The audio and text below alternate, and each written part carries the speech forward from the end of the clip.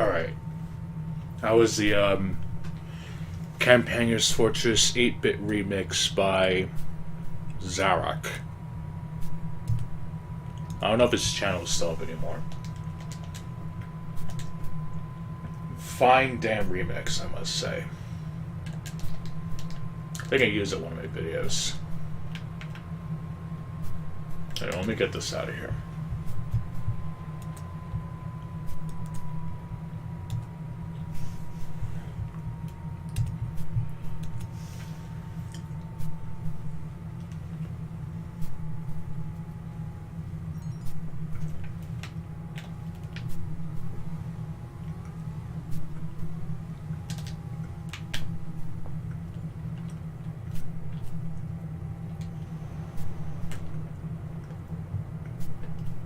Just gonna check on Nightclub before I get started. Gotta finish the rest of the preps I did yesterday.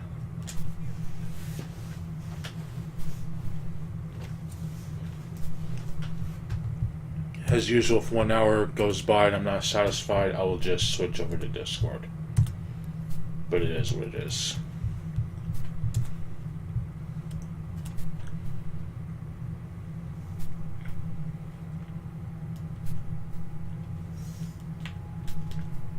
I don't feel like playing Escort right now.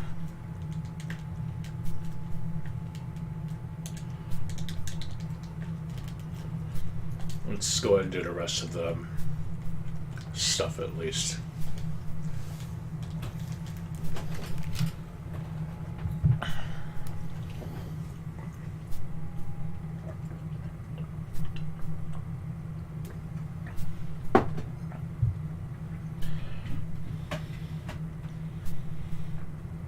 Probably do the mission though, since it's normal.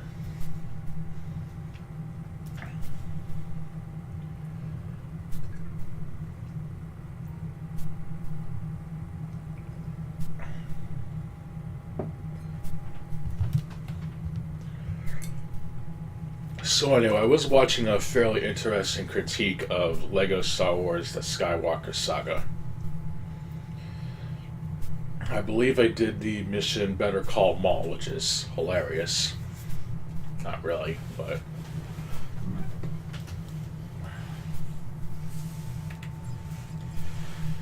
I'll still probably go for the game. I might even do my own video talking about it. Obviously, being a pretty big fan of Traveler's Tales' LEGO games, I can't help but talk about it. Channel Question also did a critique video on Bloodborne, which I did listen to, and it was also fairly interesting. Only really a couple of points I had an issue with, but everything else seemed to be structured pretty damn well.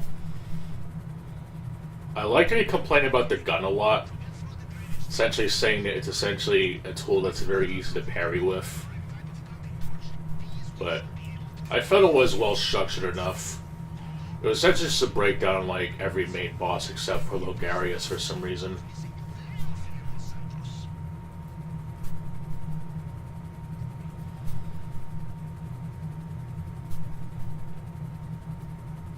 A lot of the bosses after that midpoint of Bloodborne are pretty shit though. So I guess it's surprised that people give that a pass. But I'll digress. Well, what the fuck?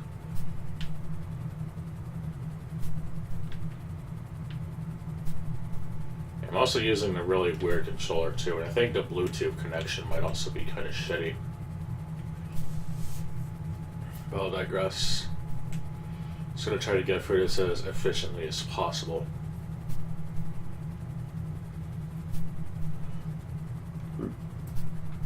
I finally reached the first normal level cap in this Sky 6. I can definitely see the post game not really being cleared too much, since it's just obviously going to be another long ass grind for the sake of it and not really being a fun kind of grind.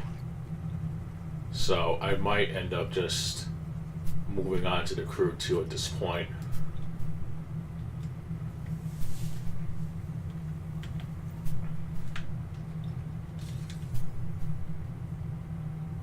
But like I said, I'll see what's up.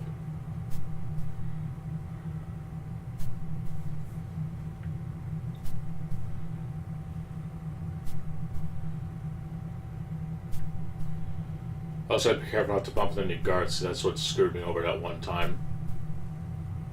Actually, I don't think I was doing a session. I was just playing the game. It's like, oh, I bumped into a guard. Now everyone knows I'm an imposter among us, and now it's it was such bullshit. But I guess to be fair, it was complete user error. But I was just so mortified.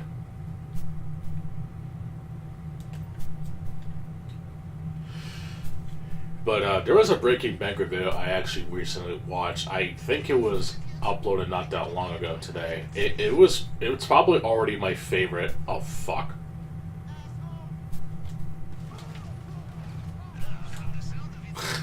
Wow.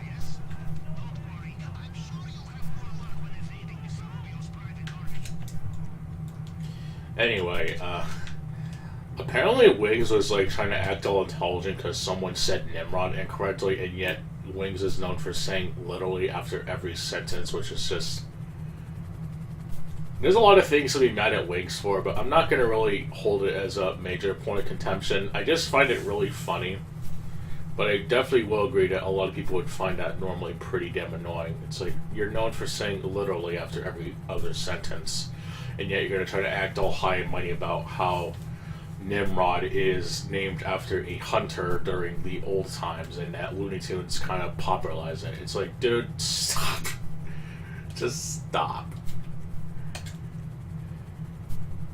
Like, it's obviously not like in the same level of like treating his viewer base like shit, or that one whale that he might be associated with. It's just like one of those, wow, it's pretty fucked. I just find it, like, funny, I guess.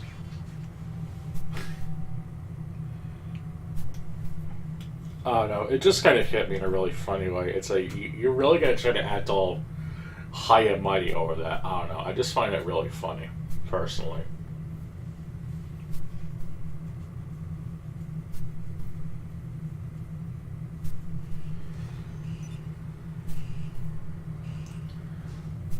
What the fuck? Why am I always in this outfit, by the way? I'm so sick of this fucking outfit. It genuinely annoys me.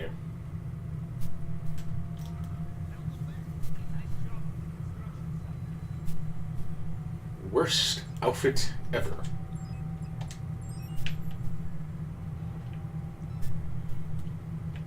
Okay, at least the character's shoes on. For whatever reason, Rockstar's like the ugliest fucking feet models in game, and it's ridiculous. They should have had Hidetaka Miyazaki make the feet models, at least so he won't make you fucking vomit. But whatever.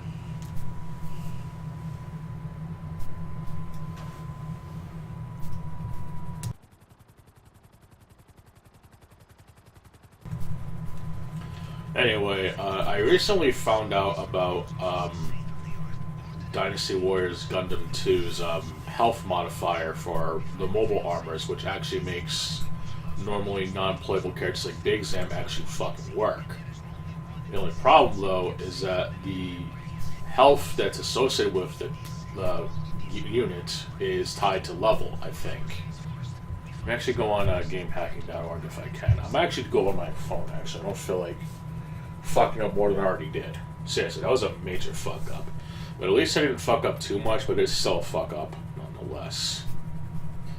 But anyway, I did find the values of the, I guess you want to call it the mobile armor health values, because I guess in Dynasty Warriors Gundam 2, and I'm assuming 3 and even Reborn, the boss mobile armors have distinguished health bars, I guess, and this is what determines what movesets they have. And for quite a while, people wondering, like, what the fuck? Why can't I use Big Zam's particle cannon? It's because the health is not set appropriately. So, and I recently found the values for that, and I figured, okay, maybe we can actually go through Dynasty Warriors Gundam 2. Clearly the best one, obviously, but I come to find out that the value is set at instanced. Is instanced, I believe, based on level. Which, if that's the case, that's going to be really fucking annoying, because I would have to like find the value for each and every fucking level, which is clearly not worth it. And the only mobile armor that kind of works normally is Quid Naphtha. But even using that mobile suit is annoying as fuck, because it has a 4-hit combo that you can't cancel out of once you start attacking.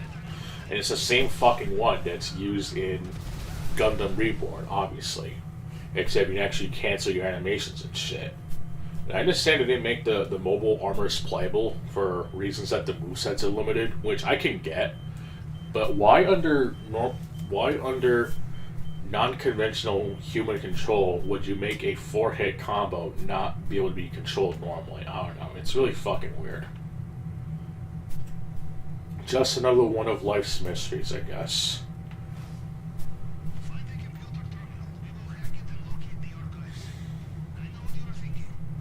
But yeah, there's only like 5 codes on game hacking, in which there's the master codes and the Gundam modifier. And they also misspelled alpha, which is funny. So yeah, I'm guessing it's one of those games where the health is instance based on area. That's really fucking annoying.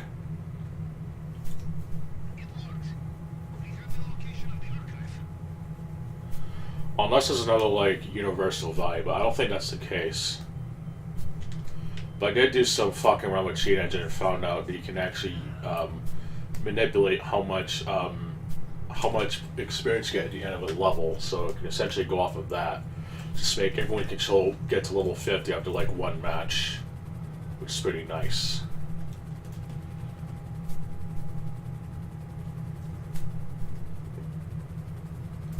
Now I know that Dynasty Warriors Gundam 2 has a really shitty bonding system, which makes unlocking some of the missions rather annoying.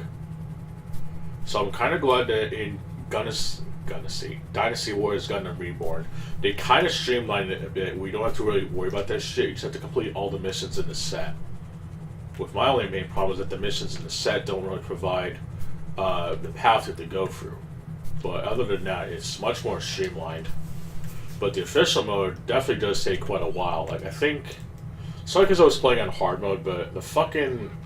I think the second mission, or third, took like a half hour. It's fucking ridiculous.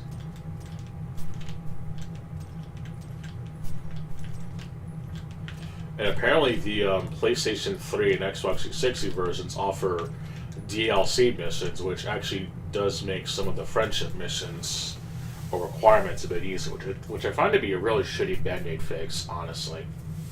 But I'll digress.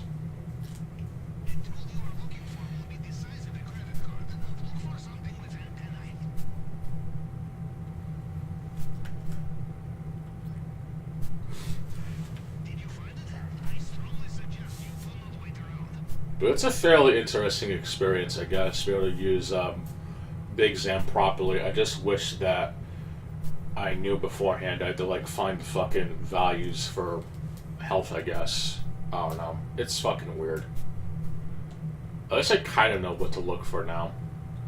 Just have to, like, search for value 9,000, I think, and just go off of there. I think that's the value you have to use anyway. I could be wrong.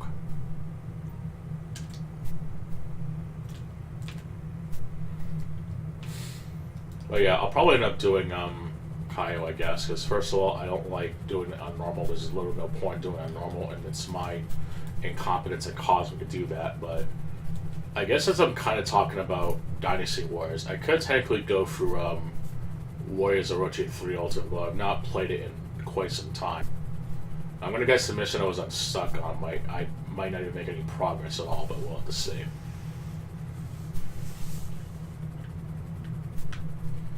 I've also kind of low-key revamped my gaming library, I guess, so to speak. So I'm actually trying to go through some of the games I've been wanting to play, for better or worse.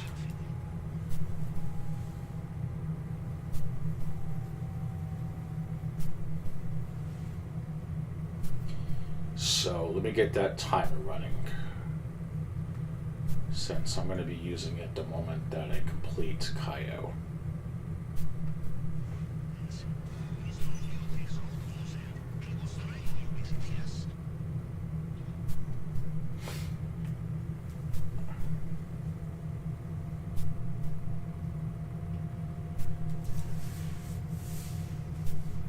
But yeah, I pretty much finished Double Dragon, by the way. I got the last 3 trophies today, which is good. Which is getting 3,000 total special KOs and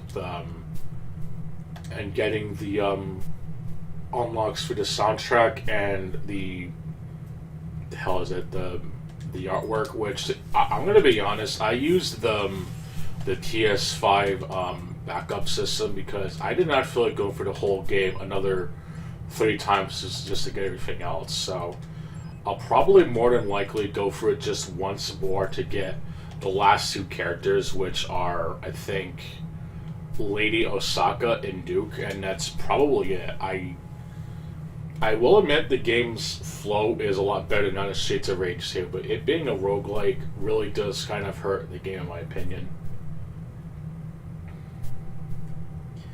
But I'm not going to lie, being able to use the bosses in the game does kind of make me want to keep playing it a little bit more, but the unlock system in the game is kind of shitty, I'm not going to lie. But to say that I didn't completely like it, well, I don't hate it, but I don't know.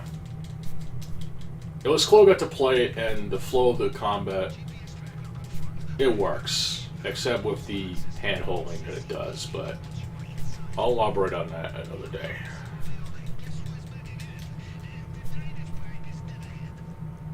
Okay.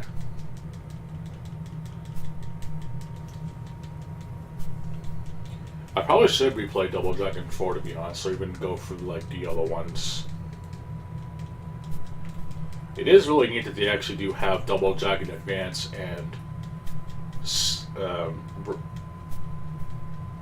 Return of Super Double Dragon on modern systems at the very least, because I know those are like locked to their exclusive platforms like a long ass time.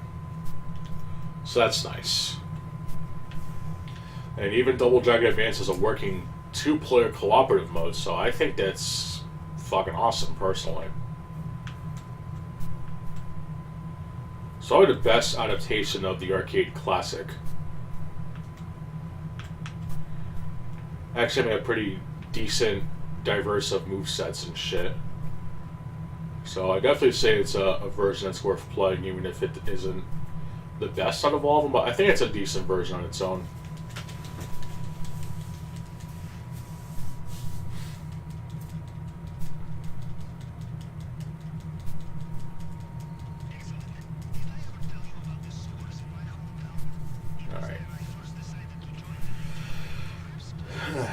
Yeah, it's I still gotta get the last 2 characters. I don't really care for the artwork or soundtrack. Those I can like just go through the first level, whatever, over and over, but I do want to at least have the last character unlocked. Characters, excuse me. I use the rest of tokens to get the other stages, which I think is for the survival or versus mode, I don't know. It kind of feels weird not having a complete roster in a game that has versus mode at least. So I will at the very least maybe go for it just once more. Oh shit, I killed both of them. It's pretty neat.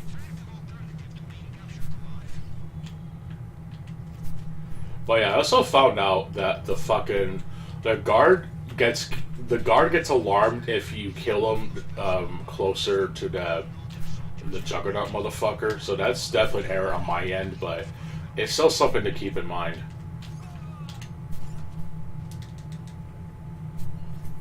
Sokka's always using a shotgun just because I killed the fucker way too close.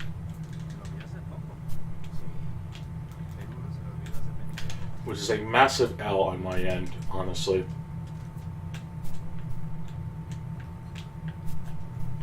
But I think I finally got a solo shot down.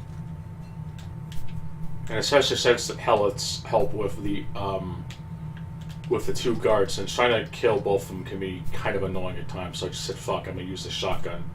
And it's been doing wonders, I think, so there's no doubt that Aggressor is the best loadout choice.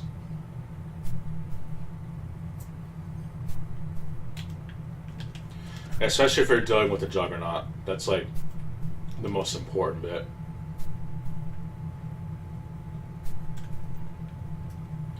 But mainly to deal with the two duos of guards.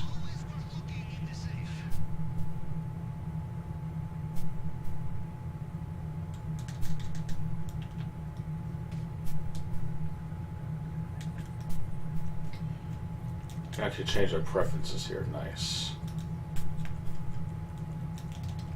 There we go.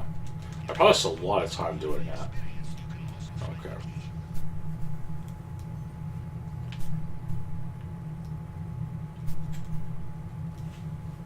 The hacking's gonna be stupidly easy though, because you only have to like go through two compared. Actually, not even just two. I think one. Yeah, hacking is entirely easy on normal. Feels like a fucking cheat code, honestly.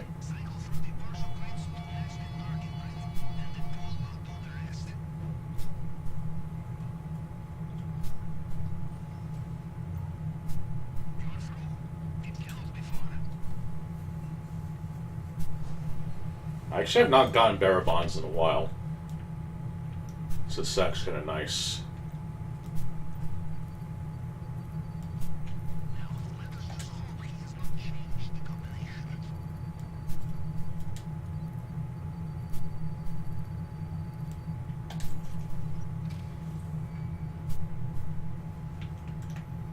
I just wish that this wasn't like normal mode, because I can imagine the pay will be like much better.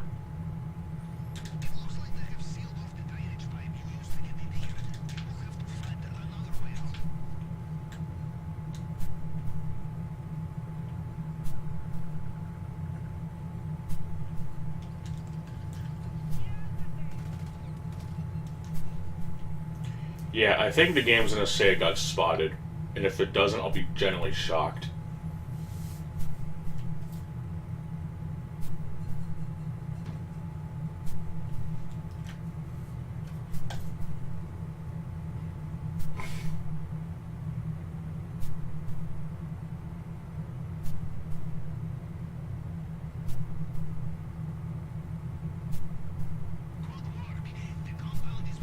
Wow. That is fucked. That is just fucked. It's like the one glitch that Rockstar will probably never fix. Oh well. At least the rest of the mission won't be too bad. Except when you get stuck on fucking twigs and shit. Nice.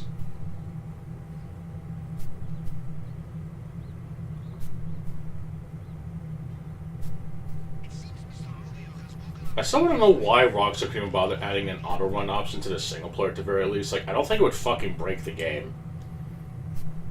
Like, they care so little about the single player, they couldn't even bother adding the one quality of life fix that would actually make playing a single player all worth it. I guarantee there's a fucking mod on PC already did it long before it was officially added into GTA or whatever the fuck. It's retarded.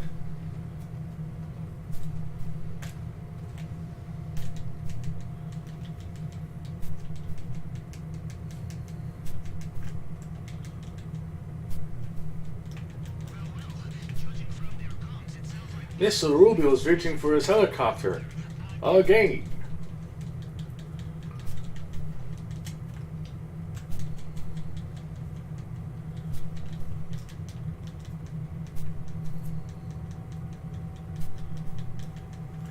Well, that's about it for me.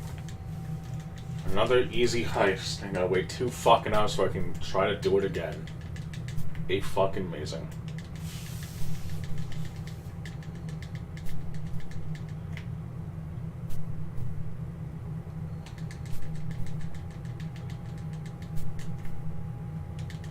I don't know if the game's like waiting or loading. I don't even know. I don't even know anymore. All I know is that this is done. So I'm happy.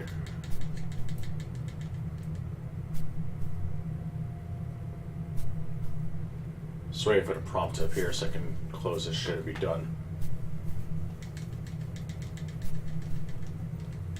There we go. Alright, how much money did I fucking lose from doing this shit? I want to see.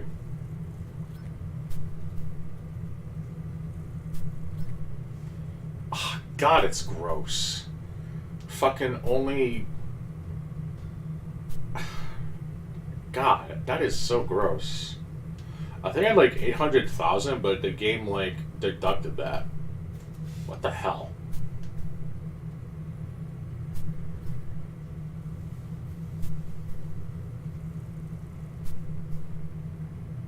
I guarantee it was the feed that probably did all that shit.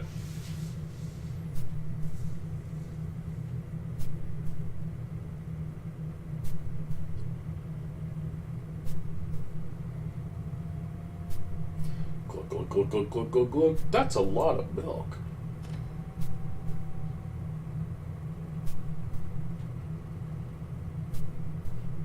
That's just so shitty.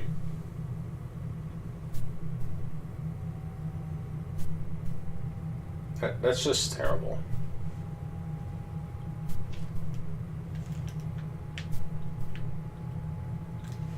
Fuck.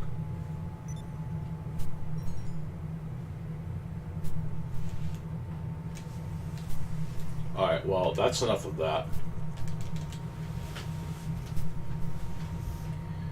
Let's go ahead and switch over to something else.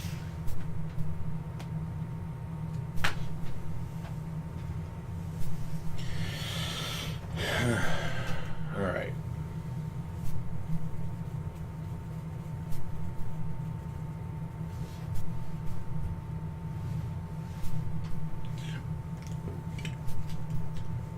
Alright, let me check my wrap up.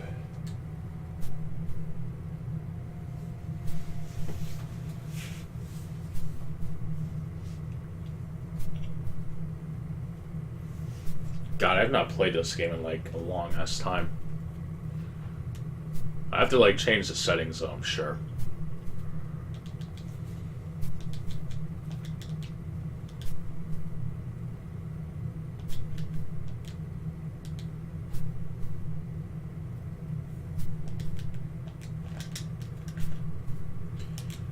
Alright. Yeah, I gotta like fucking lower everything. I'll put it to like 2, I guess. No, do not reset stats. That'd be terrible. Alright. Let's do this shit. Show how long I've been using this game for. Finally got it.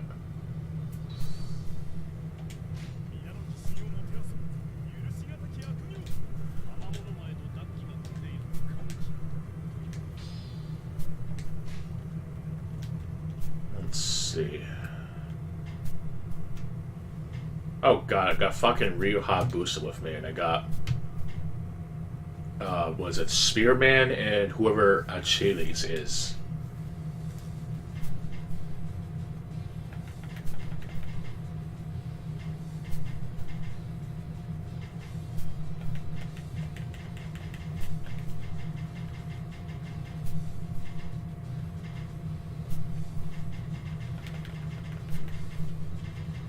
I think this is the one I have to go to.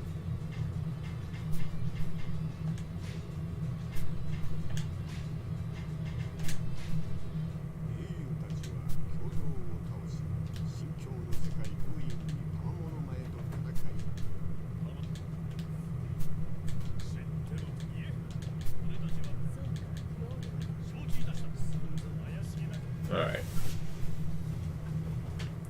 Yeah, I think this is the one. Because I stopped playing after a certain point because I just, like, got just completely destroyed. Yeah, I think this is the one.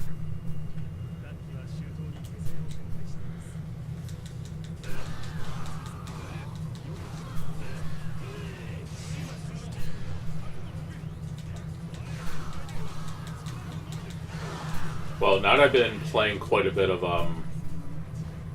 Gundam Reborn, I've kind of been having that fuck.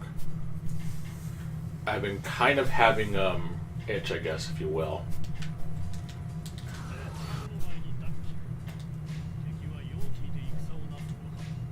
fuck? Why is the map like so small? Alright, whatever.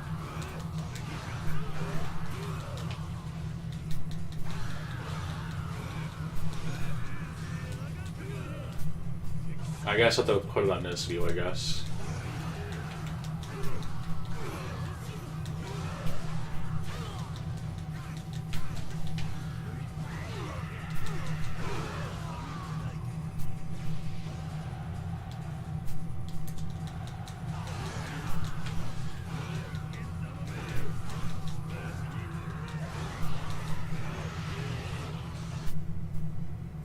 I guess essentially aren't fields I'm doing? I don't even know. Okay, never mind. It's right there.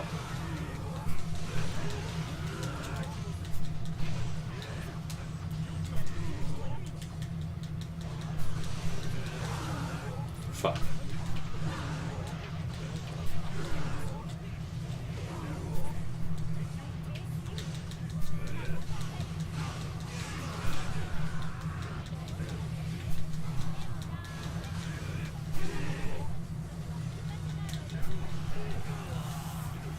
There we go.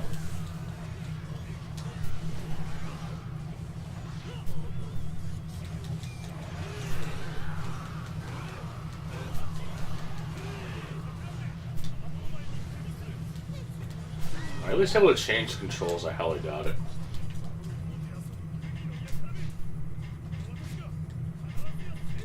There we go. Button settings.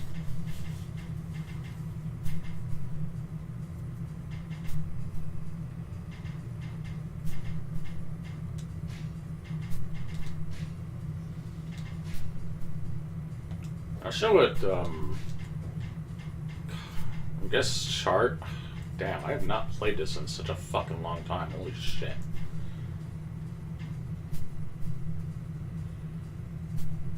I guess Muso attack is, super move, I think? I don't even know.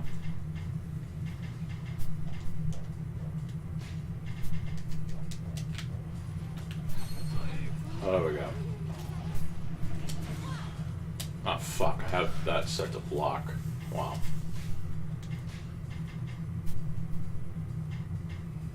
Wait, it says out. What?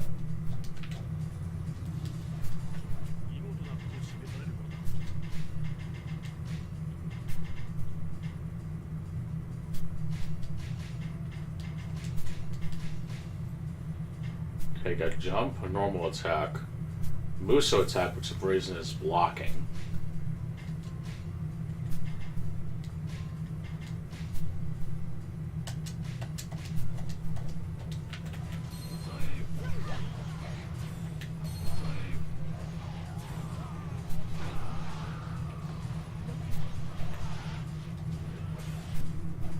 Oh, there we go. There's the charge attack, okay.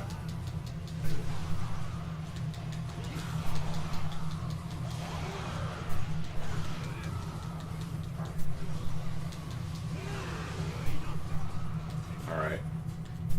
Just give me a second.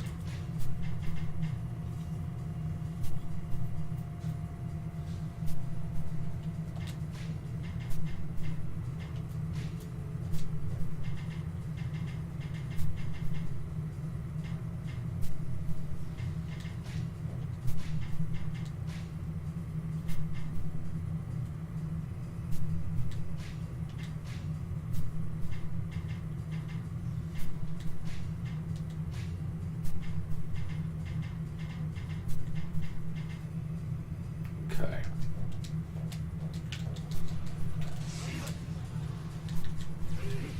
What the hell? Nothing changed. Oh my god.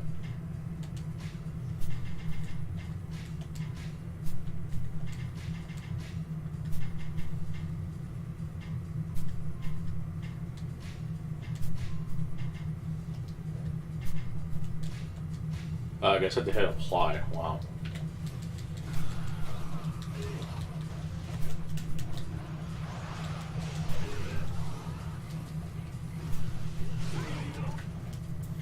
Alright, maybe I'll just change one more setting.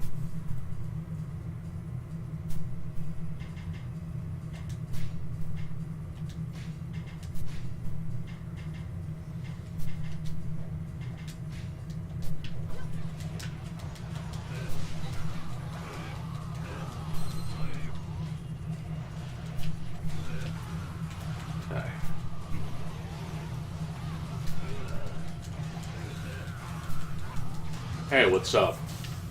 Is the sound okay? Haven't seen you on here in a while.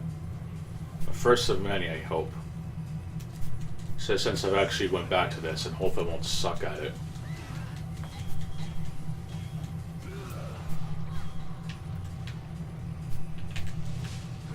There we go.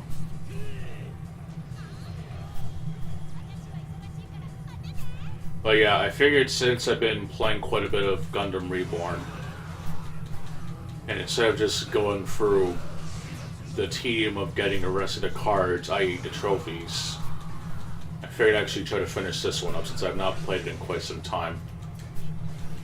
I kind of got the controls somewhat like in Dynasty Warriors Gundam Reborn. I figured I'd try to go back to this one, and I'm kind of in Muso phase.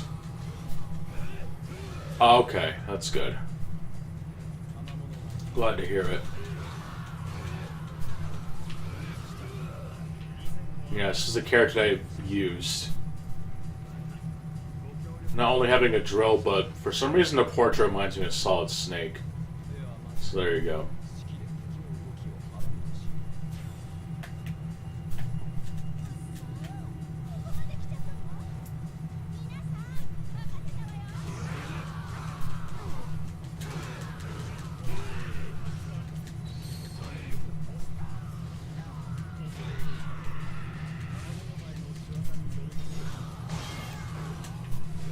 I think this game does have a practice mode or something, so I can like tune the controls to my liking.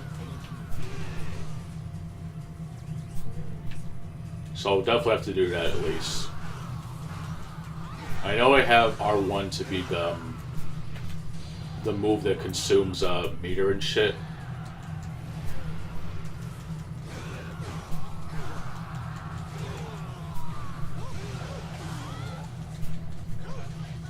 It's been quite a while since I played this one specifically, so there might be some things I don't even remember. I think it's at the end of the game, though.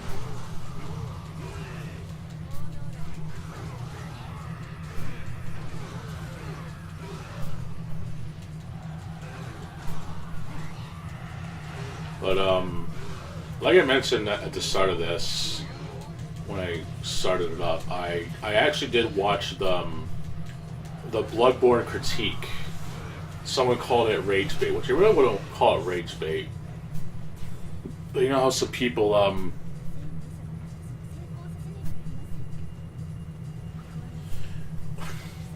what the hell was it? The Bloodborne critique video I linked on Discord. And yes, this game, even if I didn't really get into the whole Muso thing, it's a very solid game all around. And the fact that 4 didn't even have the versus mode was more than enough for me to drop it. And the fact that there's other declines in features in 4 is kind of disappointing. Especially since it's like quite a good number of revisions with this game, I believe. Or even the second game.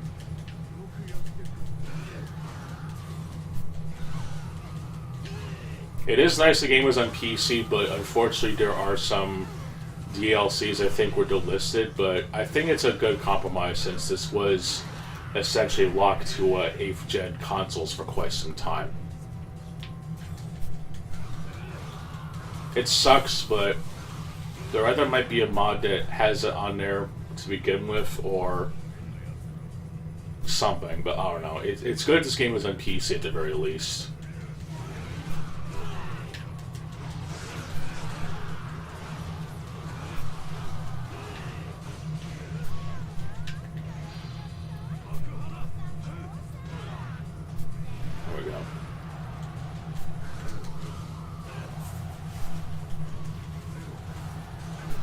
Oh yeah, Orochi X.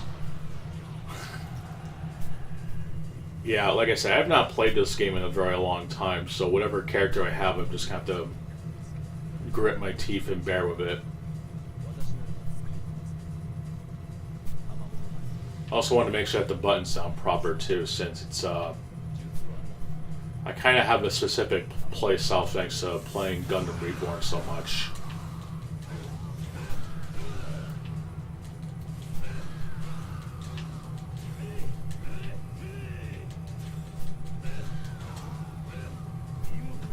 Oh, really? I'll have to give him a try then. If I can... I don't know if I have him unlocked, to be honest. I just figured I'd boot this up and just do something, I guess.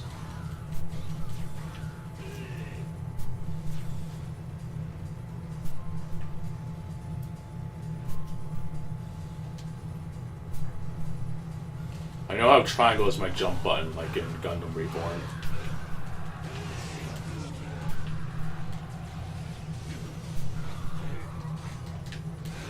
What the hell is it? I think the charge attack is I have set to circle. And some other shit, I don't know.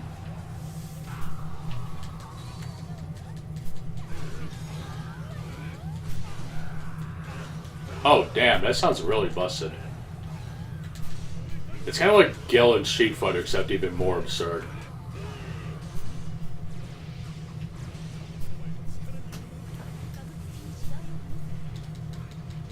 It's kind of funny how people kind of over-exaggerate Gil's resurrection ability when, at least in the later revisions of Street Fighter 3, they did give him super moves to kind of compensate for it. And also the fact that you technically can interrupt him out of it. It's not that, oh, he gets a second guaranteed second wind. Which is something that Killer Instinct should have taken cues of, especially with Shadow Lords, but then again, the game essentially wants you to buy its microtransactions with a chance of fighting Gargos, which I heavily detest. Not to mention with the fact that you can't even unlock his stage for use outside of that mode unless you beat it on the normal difficulty. Even though they also give you a easy mode to play in, but you don't get the one unlock out of that mode that people are going to probably want to use because, well, you essentially get that game's version of the Sky stage except without the stage finisher or whatever. So yeah, pretty shitty. Oh, but you don't have to spend money on it, then, well, why is it there, and why is the game so fucking difficult without farming or buying the fucking microtransactions shit? Hell, fucking Messiah 6 has microtransactions. It's a fucking single-player game, by the way. That's fucking ridiculous. There's even microtransactions for the PC version on Steam, which is still sold for damn near full price.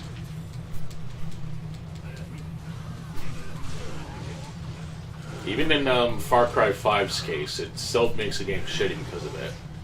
When earning money, let alone the premium currency, isn't really all that hard. Hang on, I gotta move the chat so I can actually see it. I also might have to configure my buttons one more time while I'm at it too.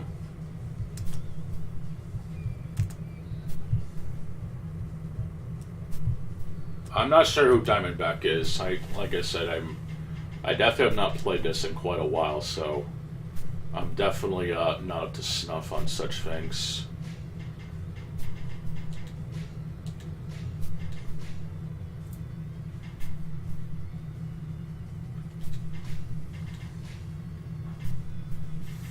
Yeah, I think that's how we had it, I think. I don't know.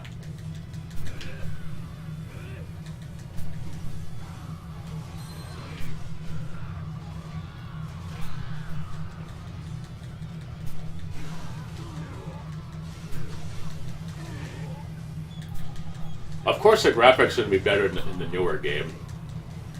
That's like almost a given, but, you know, people only look at that and they think it's hot shit when it's just so factually wrong it's not even funny.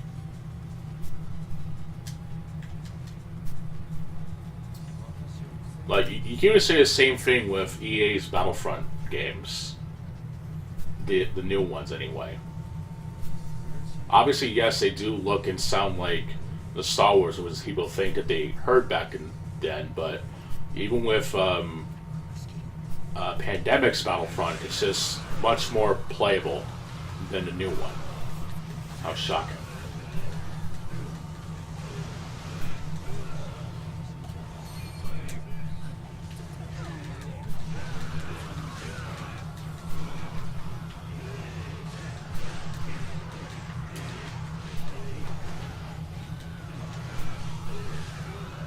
Honestly, I wouldn't know. Probably why the game is kind of running like shit, to be honest, but I won't completely hold it against it. I'm not going to be that type of person that has to obsess over numbers or anything, especially when it comes to frame rate. As long as it's not PowerPoint levels, I guess I can allow it.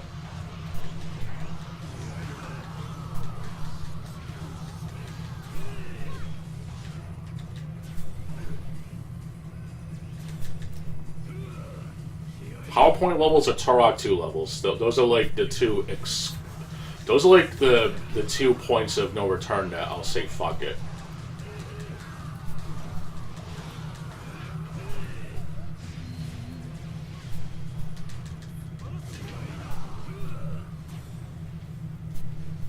Also, I'm pretty sure even with the expansion pack, which you need to play Perfect Dark with, I don't think the frame rate dipped that much, even with the highly cinematic cutscenes and shit, but I'll digress.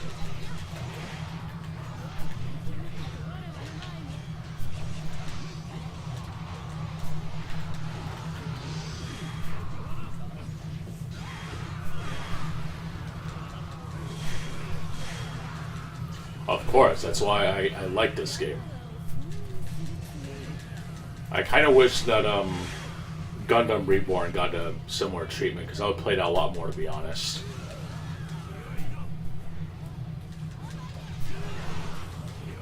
Like, not even the random missions you can get in the ultimate mode like make up for it. And sometimes you get like a really shitty pair and your run just gets ruined because of shitty RNG to put a roguelike to shame.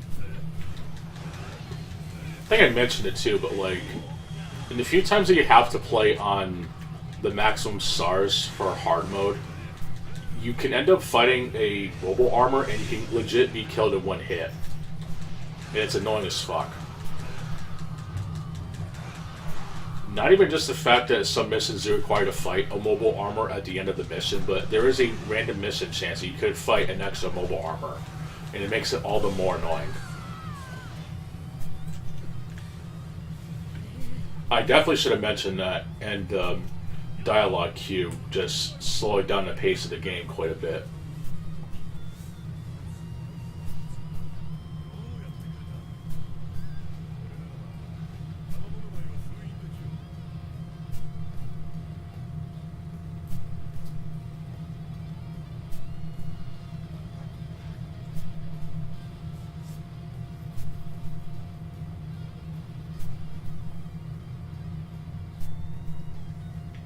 Yeah, but I think the licensing would make it annoying as hell. And it would also have to massively upgrade the graphics with the Japanese exclusive PS2 release that has the Musha Gundam campaign, I believe. Because for some reason it was not in the Xbox 360 or PS3 release, or rather, there was a special version that was in the PS2 that essentially added extra, I think an extra campaign, if I remember correctly. I can even look up on my phone, to be honest. Well, we can go on like the Koei Tecmo wiki, whatever.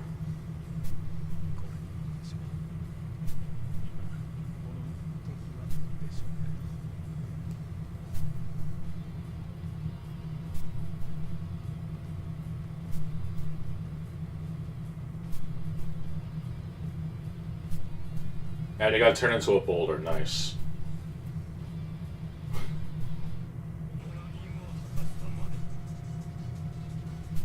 Let's get Rock Lee to break it. I'm sure it'll be funny.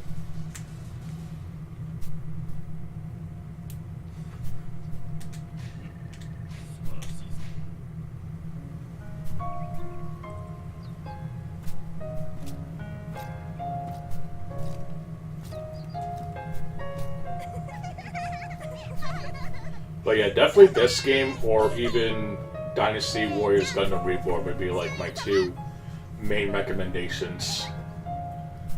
Mainly because the progression in Reborn is nowhere near as annoying as the previous games.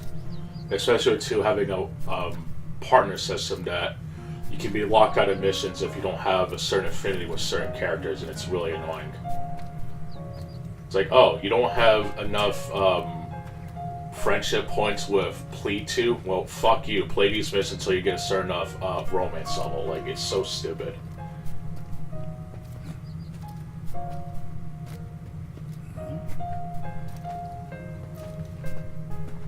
There's only a couple mission sets in Gundam Reborn which is considered like really shitty, and that's the 2 quizzes and developing legendary parts, and that's mainly because the quiz I guess is okay, but it just doesn't feel natural, and you essentially replay a lot of the missions to accumulate enough plans to access the final mission.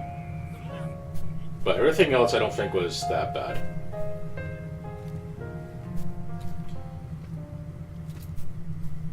But a collection of the Gundam Dynasty Wars games, if they ever renewed the licenses, would be, as the kids say these days, Kino.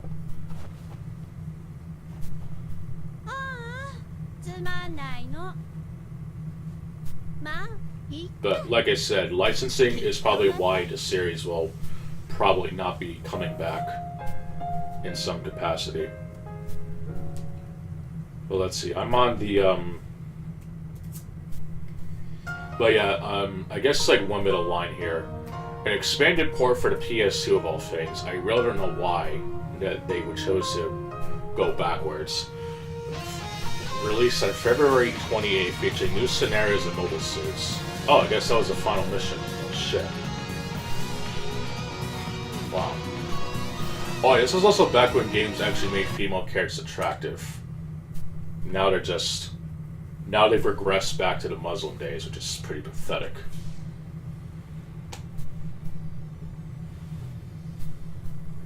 It's almost as the third world never went... It's almost as the third world never evolved, and that's pretty disappointing.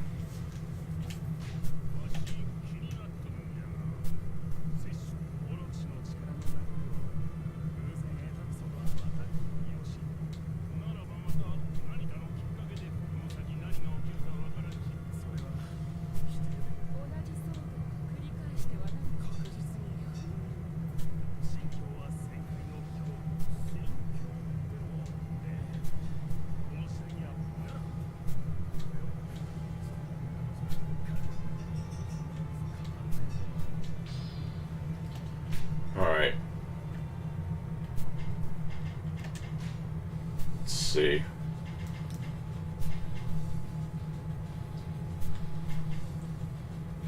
I guess I'll go and see like how long this game is, I think. I'm technically on chapter 6, I think.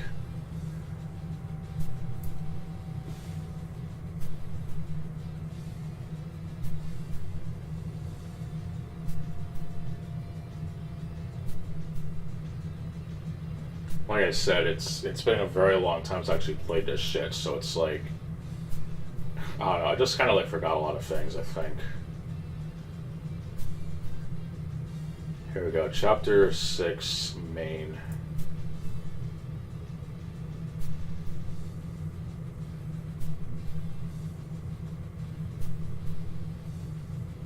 What the fuck? Even the flowchart on Steam is making me confused.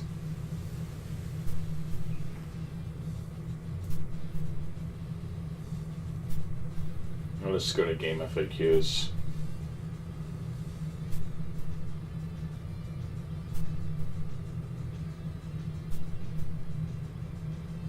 Yeah, start isn't like the most exciting thing. It's I just want to make sure I'm like not accidentally doing something that's like weird, I guess. Oh yeah, I can imagine. This game is very lengthy. Okay, here we go. I guess I can kind of go through this, I guess. Alright, so I guess I'm technically on the right track. Alright. I'll just play it easy.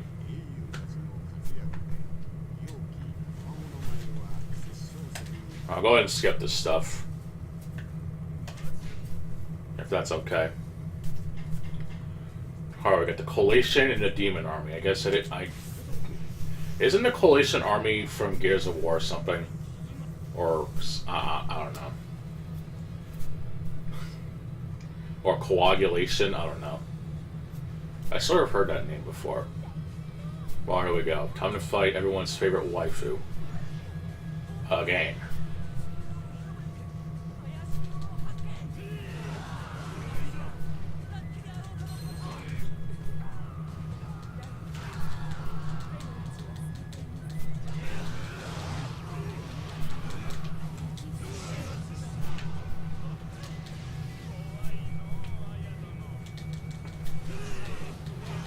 There we go, the cog armor, there we go. That's what I was probably thinking of. Apparently Wings bought the game on PlayStation, which... I mentioned this in the Discord. It's like, one of the quotes he said, I think, in another Breaking Banquet video, is that he doesn't like to spend full price on games. It's like, he bought Call of Duty, Battlefield, and other games. It's like, stop. Like, come on, Wings. This is full of shit. He's so full of shit, honestly. I don't like to spend full price on games. And why did you buy Call of Duty and Battlefield?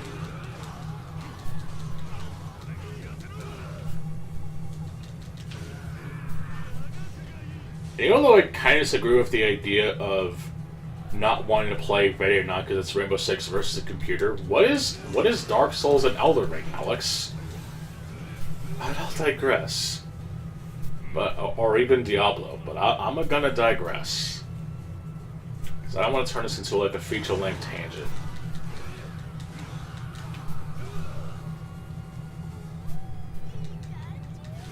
Well, definitely his oxymoron, though, was pretty funny.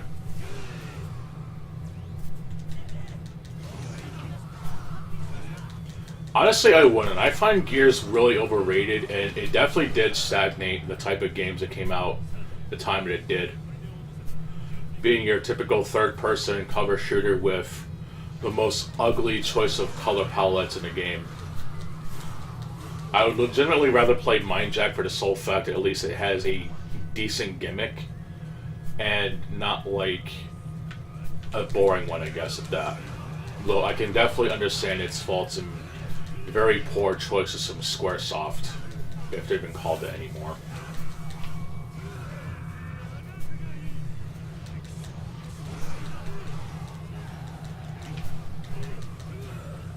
I haven't played Vanquish, so I wouldn't know. Isn't that the one that Platinum Games made alongside Bayonetta?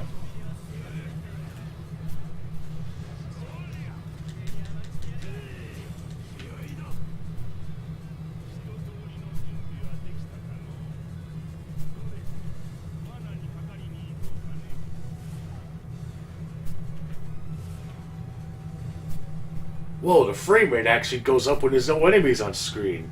What the twist? Alright, I'll definitely give it a try when you learn to spell definitely. I'm kidding, but I'll keep an eye on it, I guess.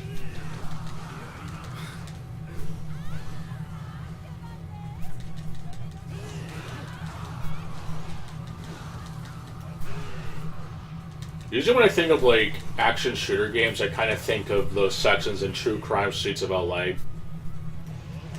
Especially with, like, dual-wield weapons and shit, and even how Nick Kang picks up weapons. It's just so good.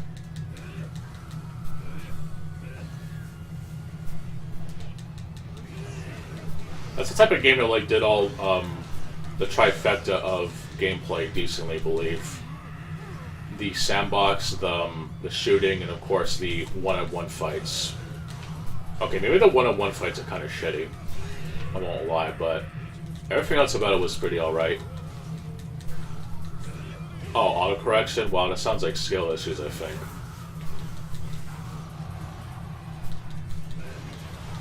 I'm kidding.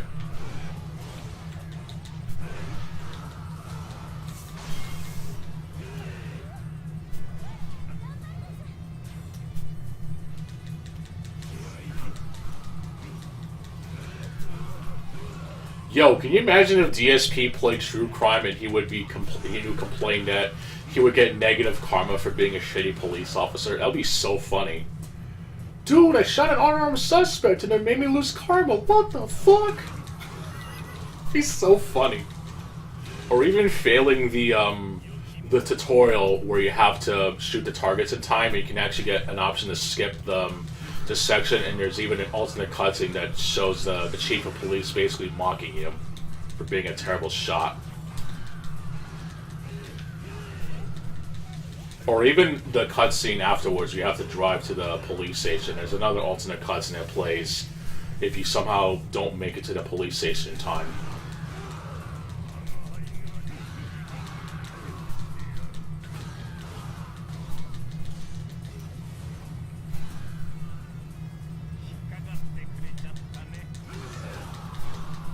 But they won't make a true crime game today, unfortunately.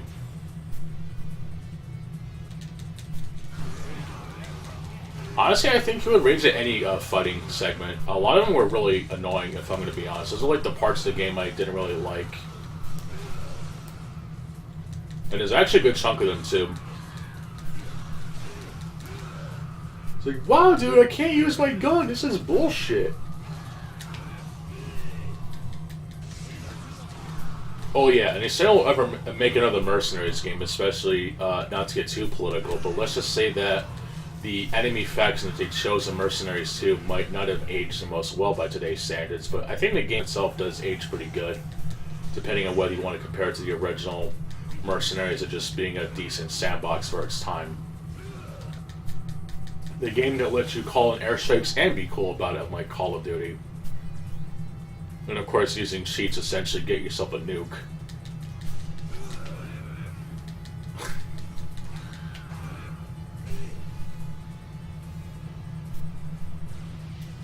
Oh yeah, not to mention the fact that True Crime New York City, the game that takes place in New York City, would definitely, again, it would cause a lot of problems. Even that game did cause problems when it originally came out, because, you know, can't defame the boys in blue.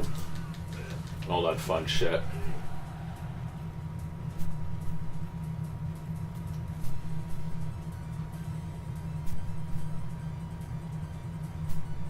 I know Mercenaries 2 had a weird DLC for the console we could play as Barack Obama, but only in the separated instance DLC levels, which is weird as hell.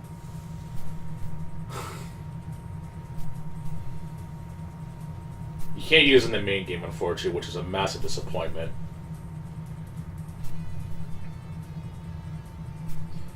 It was also made by Pandemic, so it might be decent. But unlike the original Mercenaries, it did get a PC port, so if you know where to look, you might find a working copy in less than a couple minutes. So there's that, at least.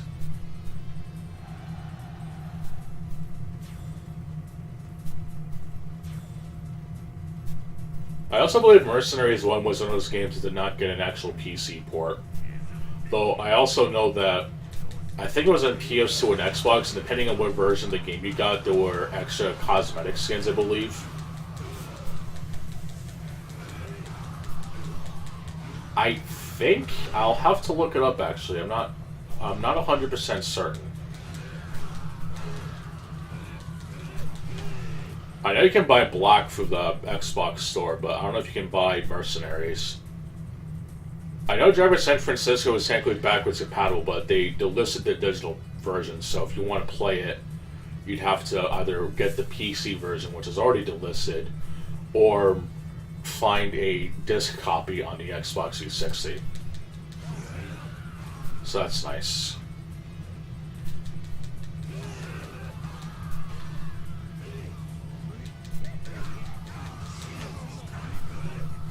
I don't think I ever finished the original Mercenaries. I mean, I played it, but I never really finished it. I was going to find out what version would be ideal to play, since I know that there are some changes depending on the version, if I remember correctly. I wouldn't say it's bad as Soul Calibur 2's exclusive content ordeal, but I know there's like certain skins that are only on one version of the game.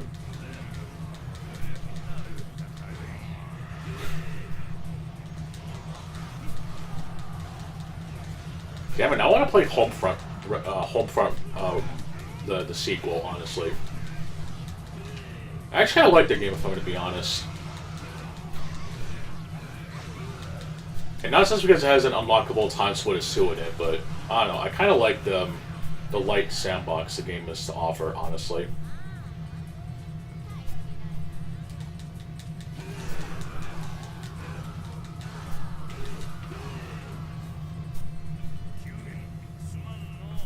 Now, that's an open world I'd rather play than Elden Ring, if I'm going to be completely honest.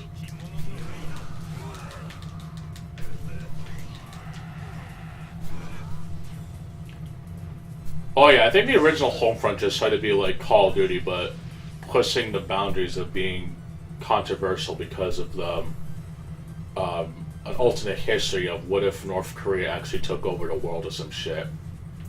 And then I believe the sequel, I think, quote unquote, tried to be like a mixture of Far Cry Crisis, I believe, with it partially being a sandbox to some extent. With a really weird checkpoint system, I'm not gonna lie, but it's still a better sandbox than Elden Ring, at least.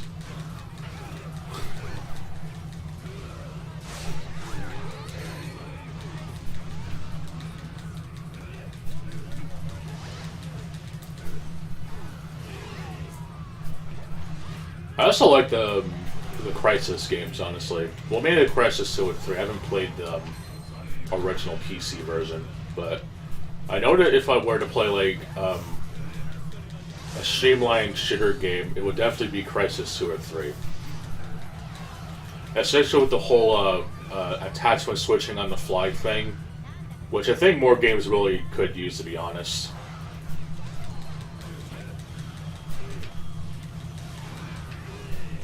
It's like, oh, you picked up a weapon as a really shitty sight, well, you can just take it off or put a better one on.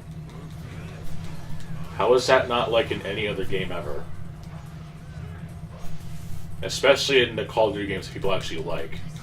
Oh, there's an ACOG in my LMG? Hit that shit out of here. I want red dot, damn it.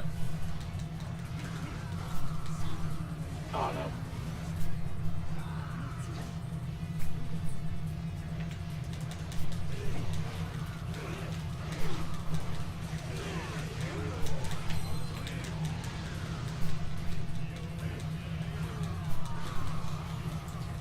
But even with Homefront, the Revolution's shitty gameplay loop, the fact that it did include a Time Splitters 2 remaster, and then several years later someone actually cracked the code into having the full game ready to play is like the most base thing that's ever came out of gaming history, honestly.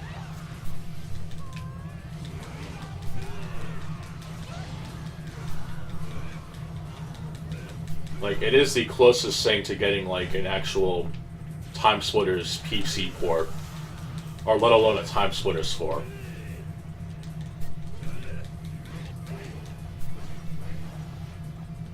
I believe there's also a repack of Time Splitters 2, if you feel like playing the best game on PC. It doesn't take up that many gigabytes, which is always nice.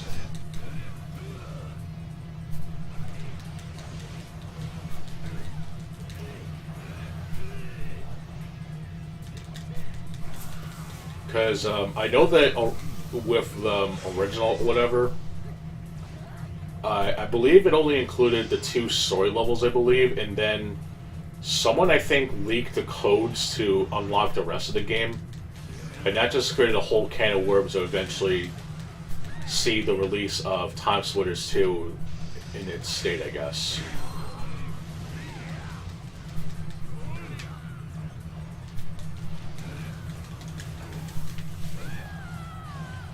There we go.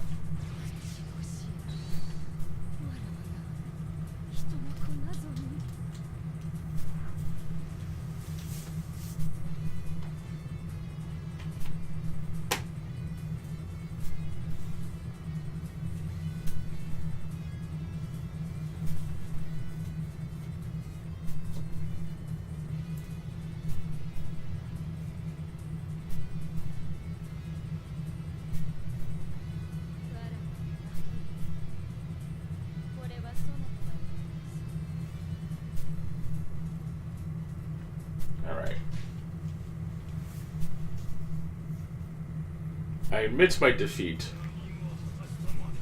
Yeah, that's also the thing, but I don't think it was intended to be released in that state, so who knows, but I think the repack might have fixed that. I think I'm not sure.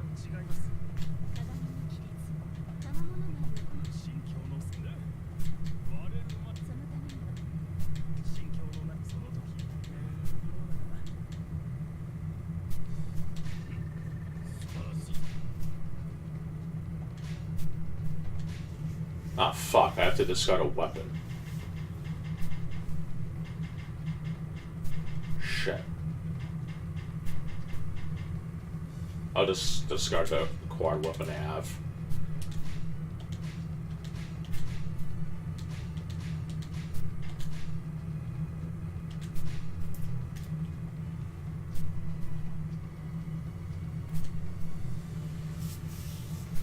Kind of sucks that they didn't bother adding the other games, but I guess just having 2 is more than good enough.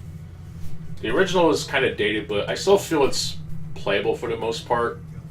It's just some parts of it are kind of shitty. And of course, Future Perfect essentially being a decent blend of old and new at the time.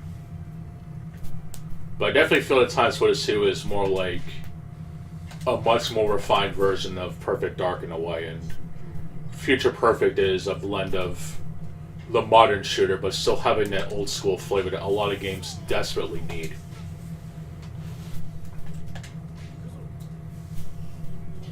And unfortunately, I think the closest thing you have to that is maybe Far Cry 5's arcade mode.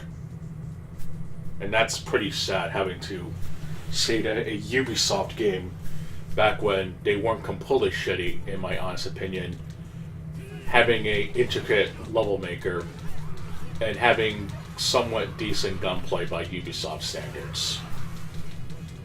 And even Far Cry 5, in general, just having a much more interesting sandbox than Skyrim or even Elden Ring.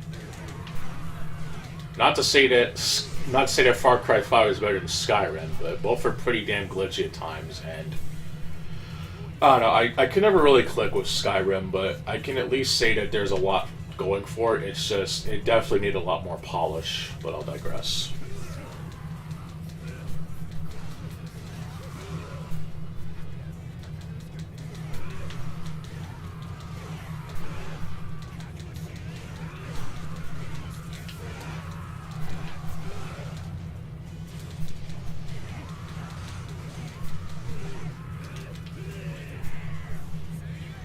But yeah, even so, I still feel that the Time Splitters trilogy is still a consistent quality of games.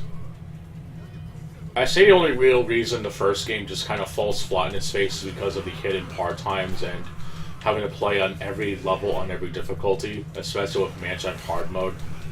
Fucking gag me. Holy shit, the level is ass.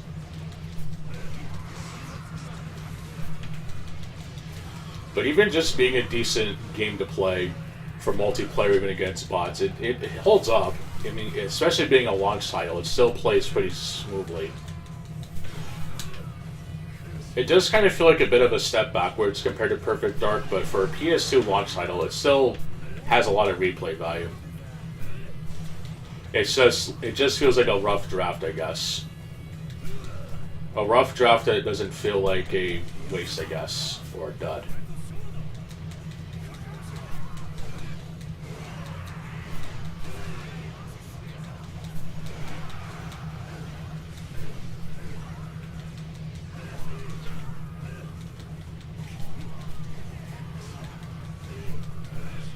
But yeah, I don't know. I'm definitely more of a Fallout person. I couldn't really click with Skyrim. I don't know. I tried many times, I just couldn't get into it. I don't know. Maybe there's just something there that I didn't really get. I'm not certain.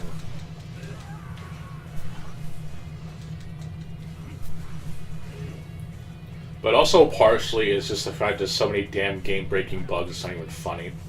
And not even the ones that like help you, but like one of the quests I think has never been patched. I think it's the one where you can like offer a truce or something. It's just something that Bethesda never bothered fixing. It's fucking retarded.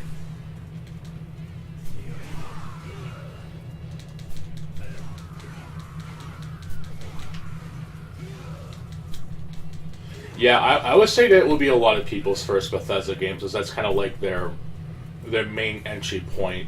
That or Oblivion.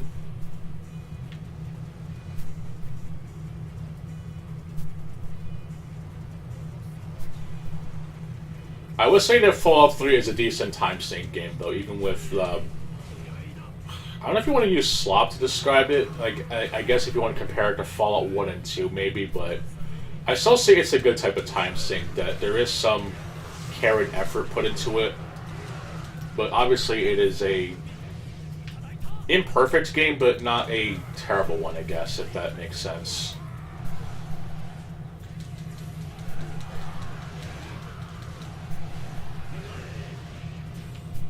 And they somehow kind of mess up the formula in Fallout 4, and especially in 76, when they wanted to make it an online-only game.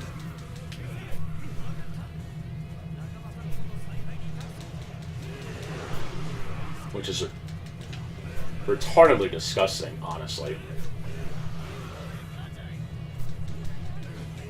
You can legit download mods that replicate the Fallout 76 experience, which most of the regressions are essentially what Fallout 3 had, like weapon degradation and shit, and you probably still get a better product than Fallout 76 is. The only difference is to deal with shitty people ruining your day, which is ridiculously sad.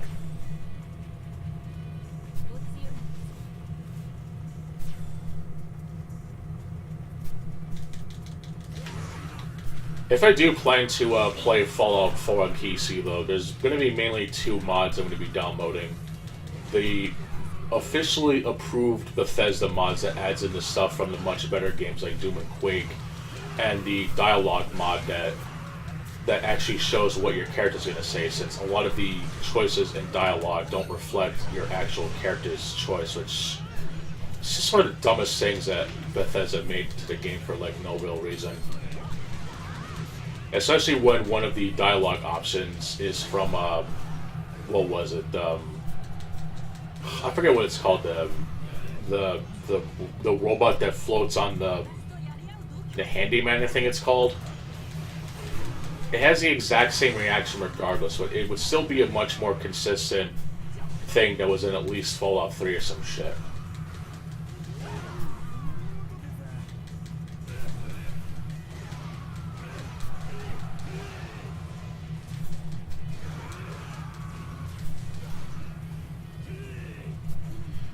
Yeah, and like I said, and the fact that there's a mod to actually make it like how it would be in Fallout 3 is pretty disgusting. So, that and the officially approved Bethesda mods to add in stuff like the Doom BFG and the stuff from Quake will be my go-to download stuff, honestly.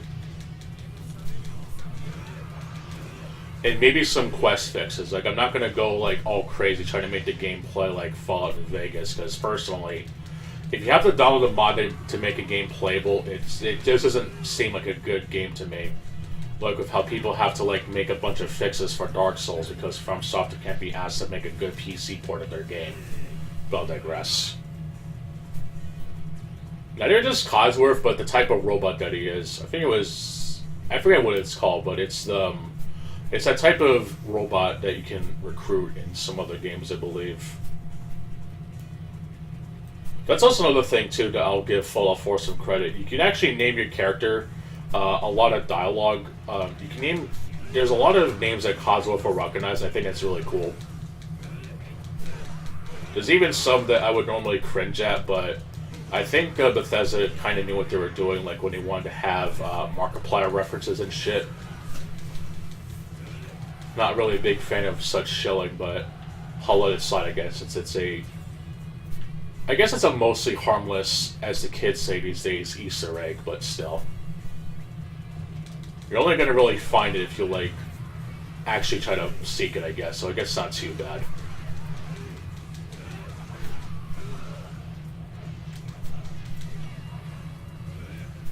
Oh yeah, the thick mod, where it actually deflects bullets because the... I can't even finish the joke, it's so cringe.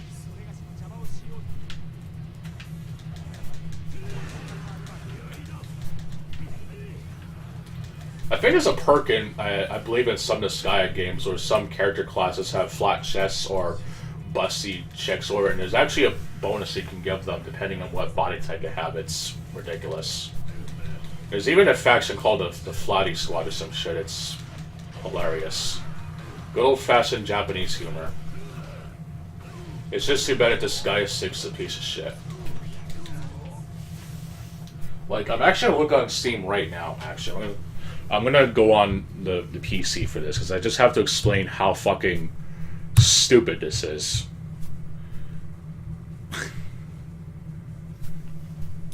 I don't know if I mentioned in DMs or whatnot, but I'm just gonna go on Steam very quick. And it's actually still on sale, which is something.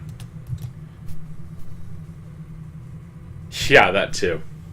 Okay, never mind. It's not on sale anymore. This game came out in... The game's PC port came out in 2022. It's $60, and there's microtransactions in this game.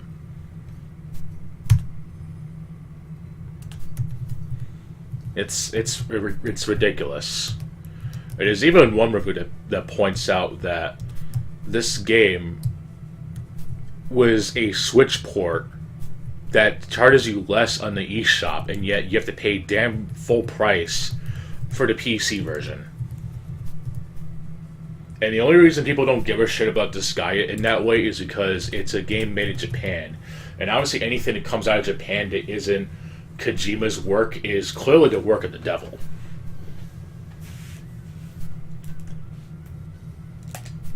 Like, just look at all the people that shit on Dragon Ball because of characters like Kid Chi-Chi or whatever. People comparing him to a certain rapper is generally stupid, honestly.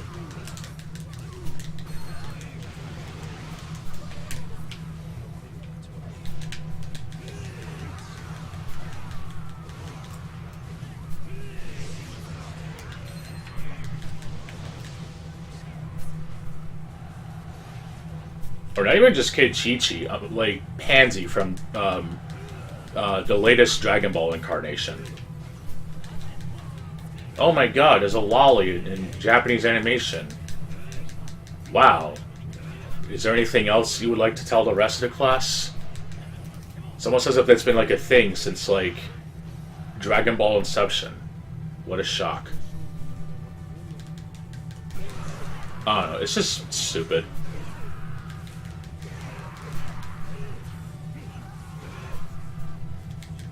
Hell, I think even Gundam has its fair share of characters of that type as well. Not say people call people who like that shit pedophiles and shit, especially with Plea 2 and the other Plea clone or whatever the fuck. I think even someone explained the origins of LEP's name shit, and it's pretty funny, honestly.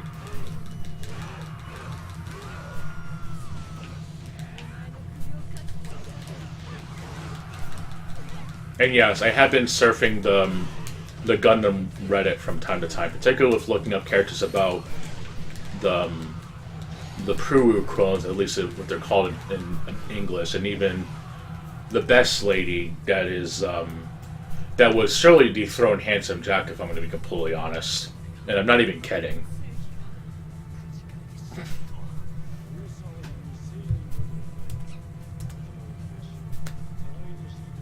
Katarina, I think her name is. The blonde chick.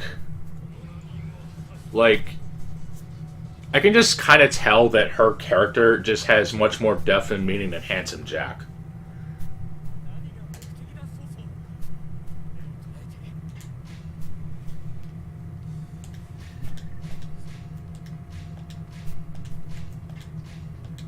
And that's pretty damn sad. And if it happened today, people call it woke because, oh my god, how dare there be a woman on screen. Maybe just actually have a decent, compelling character and people wouldn't fucking care.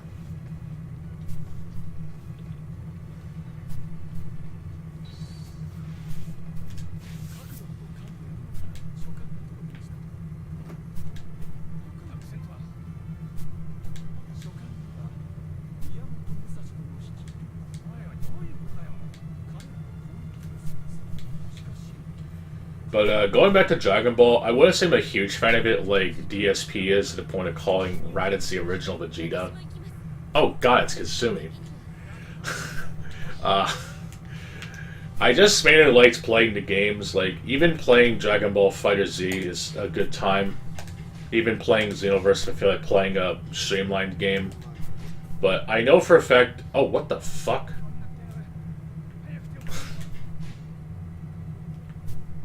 What the hell is this? I know for a fact that a lot of Dragon Ball media just tends to like retell the same 3 stories over and over and over again. And it got really fucking tiring.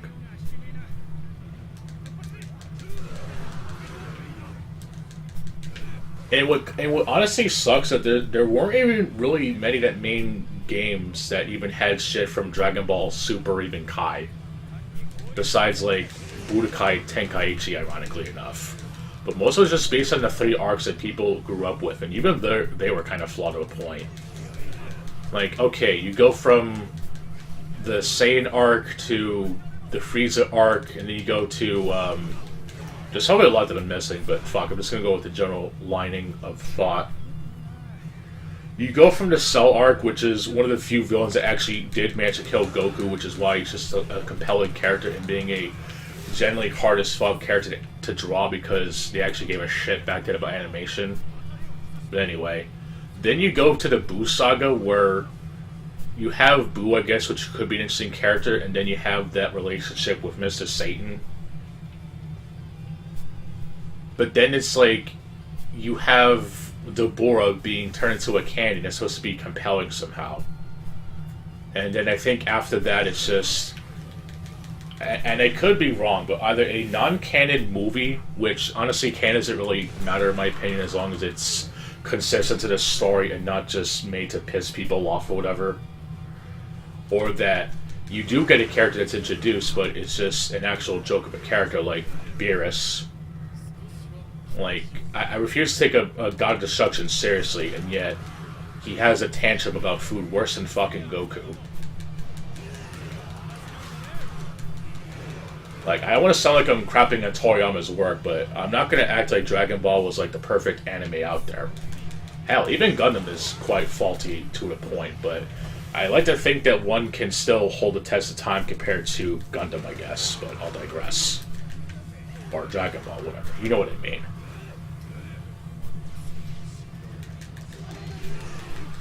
Both can coexist, but I think all forms of media can be criticized to a point. And I think people really forget that.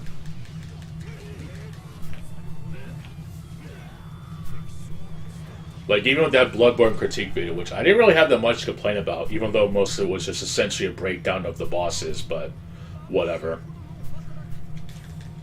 It's like, oh, this is rage bait that I couldn't believe there was such rage bait from such long ago. Well, it's almost as if there actually can be criticism of your perfect PS4 exclusive game. What a shock. Jinro, I don't know what that is. I'm going to have to look that up.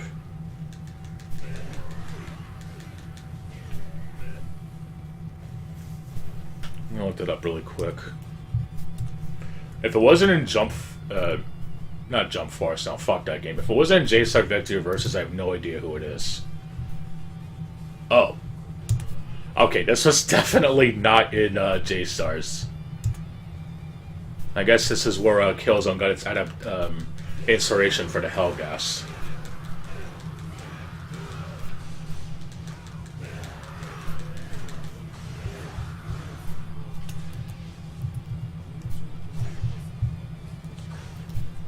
But yeah, I also liked J-Stars. Jump Force was shit. And even that One Punch Man fighting game was kind of weird, to be honest.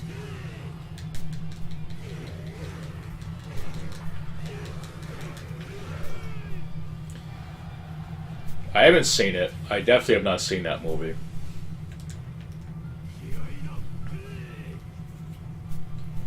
It doesn't sound really dumb, but I tend to have a hard time watching subs, which is why when I was going through the Sonic movies, the first two, I'm probably not going to watch the third one. I was playing through Bayonetta because I felt like it was fitting considering that Sega published it. And I kind of tend to focus more, I guess, if that makes sense.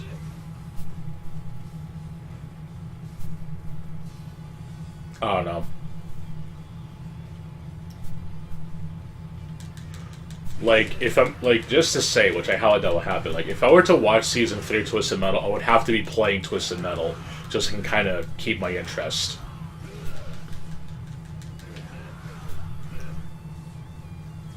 Just as an example, I guess.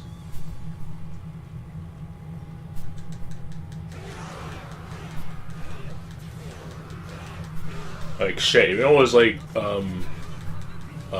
binge watching, what was it, Beastars and even Dragon Maid, I had to like play a game or something so I can like actually kind of focus on it. I don't know. It's a very specific niche problem that could be considered a skill issue.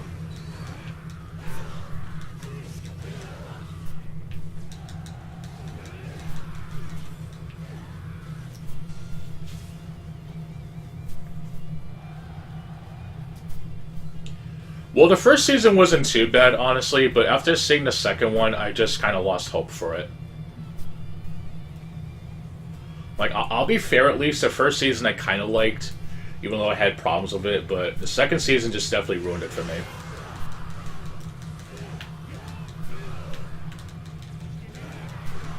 Like, I would rather play the racing levels in Twisted Metal 2012 than deal with that shit again. On easy, at least, because, you know, you can at least kind of have fun with it, though. In all honesty, I would still rather play Carmageddon's racing levels, because at least there you're not completely restricted by the game's shitty rules.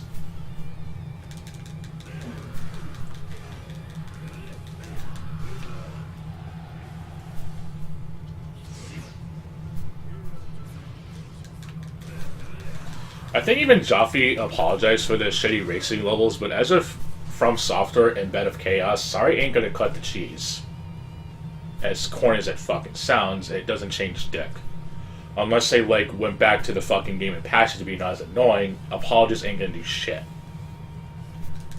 Which is extra funny from Software, since I know that there's been cases in, what was it, Dark Souls 2, and even Elden Ring, and the comparisons are not a coincidence, where they actually nerfed the bosses to be not as annoying, and people still complain, or that they have to use, oh, well, if you didn't beat Ramada, I think, on pre-patch, you didn't beat From Software's Elden Ring, you pussy. Oh yeah, just like if I didn't beat Bubble Bobble Revolution on patch, I didn't beat the game, which is unironically true because that game launched in a game-breaking state to the point that it was unplayable after the third world, or second world. So there you go.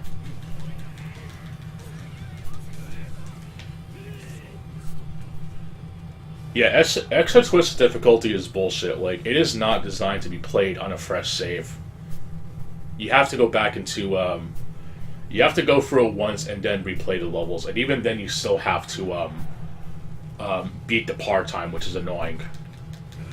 And if you're playing it digitally, you can't utilize the glitch of infinite ammo, because for some reason, saves are different between digital and retail, which is immensely retarded. There's only very few games that have that shit, and it annoys me that the number of games I can count on are in the palm of my hand.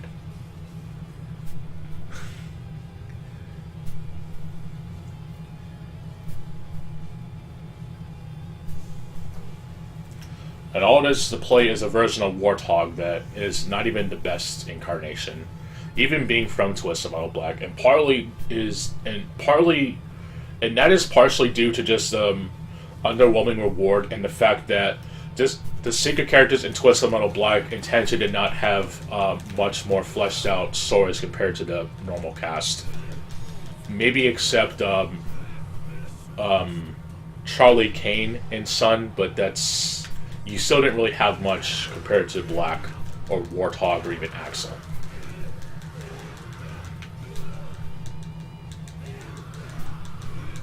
Yeah, I can see it as a fair point.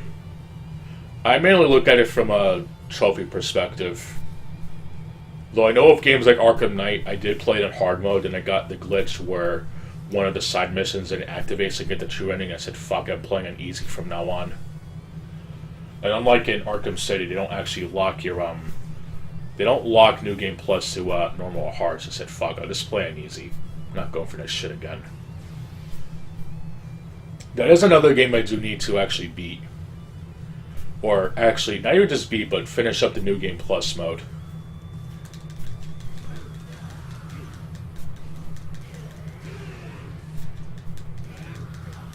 I still think people really fucking over-complain about the Batmobile. Not that they're invalid, but I really think they kind of made it worse than it is. The boss fights, I'll agree, are shit, but it's Rocksteady. They never really made that many great bosses except for, like, Mr. Freeze, and even then it's just a matter of figuring out what moves you have to do, and then on hard, I gotta, like, do it a bunch of times to the point it stops being fun. But I'll digress.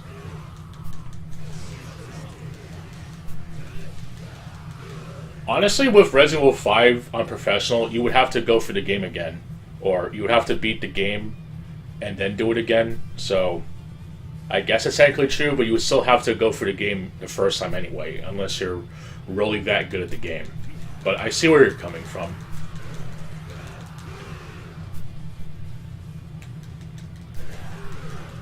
I also really, and not to be offending, but I really hate how people misconstrue the word cheese in games, because it's like anything can be considered cheese to these dumbass motherfuckers.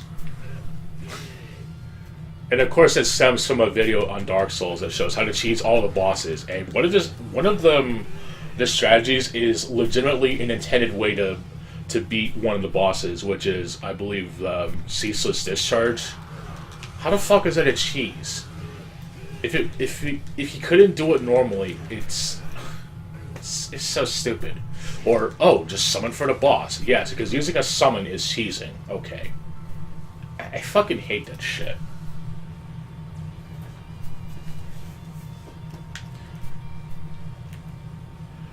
To me, like, a cheese would be like using the gun on, what the hell is his face, Mikolash, because of his AI being kind of shitty. Or utilizing the broken AI on Shadows of Yharnam, or the one that sidesteps every time you hit it or whatever. Well, I guess it's just more of an oversight with the boss's AI or whatever, but if it's a strategy that you can, like, do in the game, I wouldn't call it a fucking cheese. People just misconstrue the fucking terminology.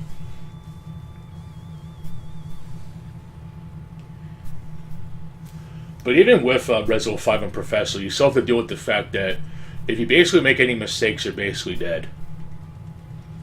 Like, even trying to time the healing, especially in co-op, can be really fucking annoying.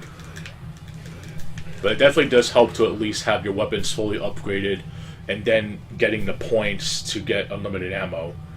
And then, of course, also going back to clearing the other levels to get a total clear time to get the infinite rocket launcher. So, you at least have some options to bypass it, but there is still a risk of failure, and especially the worst level, which is the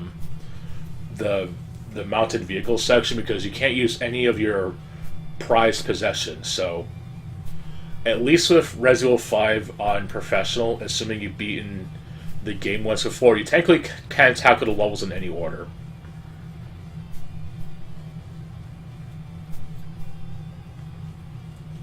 So you could technically save that for last and then just, like, work your way through any other ones, I believe. I don't think you have to, like, start from the beginning, I believe. I believe you can just use chapter select and just deal with that one first and then go for the rest, I believe. Yeah, and that's because it is a turreted section and you can't use any of your bonuses and shit.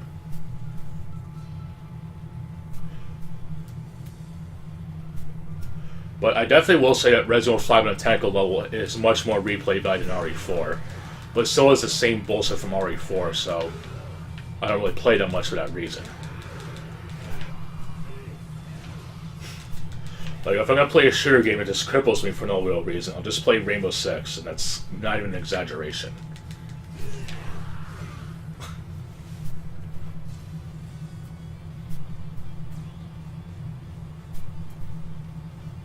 I also don't like how people complain about Sheva, but then defend Ashley. Like, you have to pick a lane. Like, if you were to like have to escort Josh throughout the game, I could see that happening because you have to actually protect him in one of the levels, but it's not even like for a long time, I believe. Like you can at least give Sheva weaponry, you can give her healing kits or whatever. You can kind of command her to do things, I guess. So she's not completely worthless. Sure, you can't give her fucking knight armor, but what good is giving the players to go for the game again, but using a cheat option, if you will? I don't know. Yeah, the atmosphere in RE4 is, I guess, is okay, but it's I like to at least enjoy the games I'm going through, so it kind of doesn't really matter to me, to be honest. I know it sounds really fucked to say, but it's oh yeah, I like how people also complain about Sheva, but then they like, I don't know, it's such a stupid thing to be like mad about. I don't know. Oh, fuck, I switched characters, I didn't mean to do that.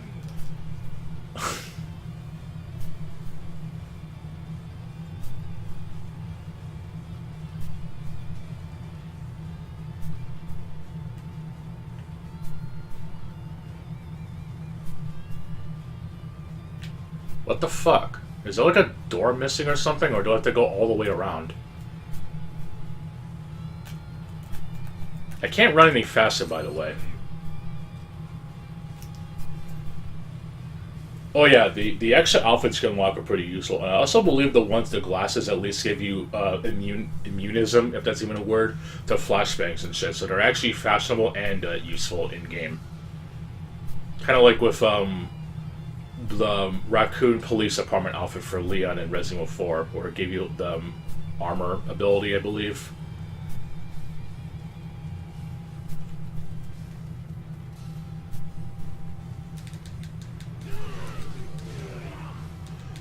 I also don't ever want to hear people complain about gooning, whatever the fuck that word means, in Resident Evil ever again, when people legitimately bottomed out over Lady D.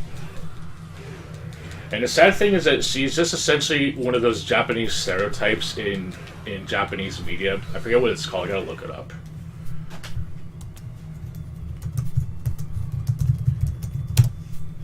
It's a, Lady D is just essentially a mixture of Freddy Krueger, I think, with the claws, and the main thing being I'm gonna fucking butcher this, a Hachisha Kusama. It's essentially a giant tall lady, she has the hat, and she has a fancy dress. Wow. It's so fucking original. Taking a character who's essentially popular in Japanese folklore, but people simp out because it's fucking Resident Evil. Wow, so fucking original.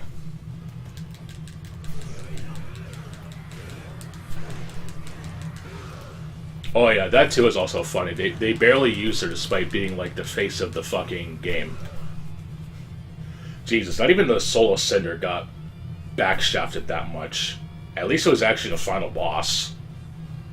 Wow, I can't believe the game spoiled that for me. And it has absolutely no build-up whatsoever, which is also funny.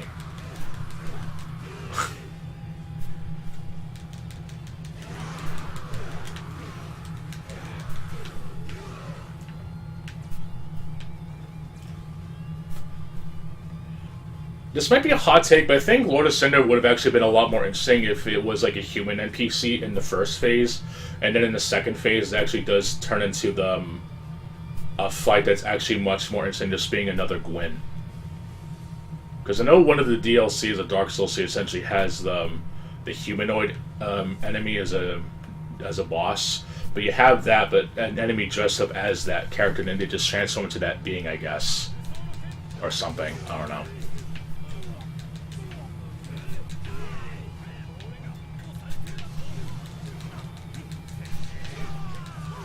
Anything that's something to do with another shitty Gwyn, honestly. Or honestly, just take out the Gwyn phase and just leave the first phase of Solo Cinder as the second phase, I guess.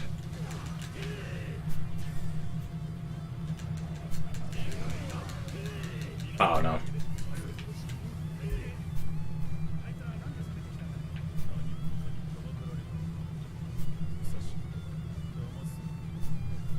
I don't like Gale. I'd rather fight Midir. But I definitely will say that Gale has like the perfect run back. That's even more generous than that of maybe just as generous, if not more, than the Royal Rat fights, which people hate, even though they have like the most perfect of run backs. Shitty bosses with a good run back. What a shock. I think the only fight that kind of comes close is Ava. Kind of.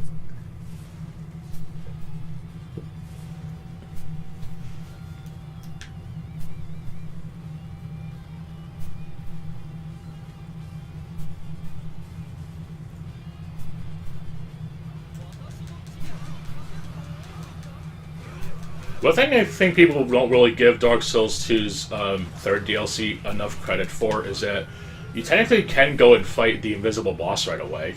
And it's not that, oh, you're going to be locked in a permanent losing situation. It's just like a million times harder than without getting the actual item. So I'll definitely give From Software props of that. It's not something I would do, but the fact you can actually go right to the first boss and just fight it while it's invisible is honestly pretty good game design. What a fucking shock. Okay, I'm gonna have to disagree, mainly because of the fact that you have to repeat the whole the fucking Night Squad fight beforehand. Like, if you were to like skip that part of the fight and then go right into it on retries and shit, I definitely would agree. The fact you have to do the sealing of the gates every time just to fight the Iron King is just really terrible. That's got to be like generally one of the worst runbacks in Dark Souls. And the fact that the actual runback itself isn't terrible, it's just the fact to deal with a fucking gauntlet of enemies before you can actually fight the boss. That's fucking terrible. It's like a bizarro run back.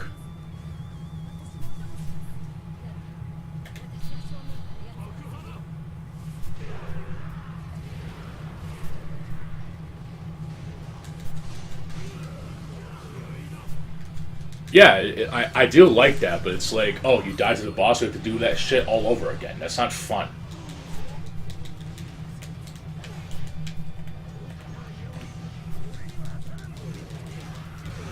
It's a very cool sequence that happens, but what's not cool is that if you die, you have to do that shit all over again. There definitely should have been, like, a checkpoint after that at the very least.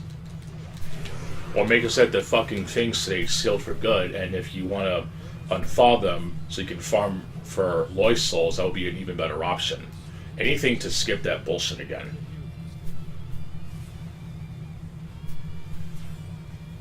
It's also even ridiculous that even the portals that the enemies come out of actually have the set spawn limit. So after you kill them a number of times, they actually don't stop. They actually stop spawning. So you have to use the Covenant Champions to get Lois souls, and they have a very low drop rate. The only thing you get out of it is a shitty armor set. Not even worth it. Or even the soul that you get from what's her face. Just not even worth it, honestly.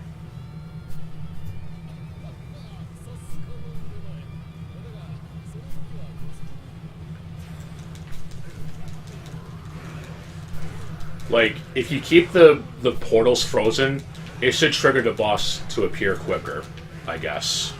I guess it's the only way I could see it being a thing. You lose a knight, but you have the portal stay frozen, and you can essentially, in a way, allow you to skip that part of the fight. But the fact that you just get magically unthawed after the fight, and then you can only farm the enemies for a set amount of time, it's just ridiculous.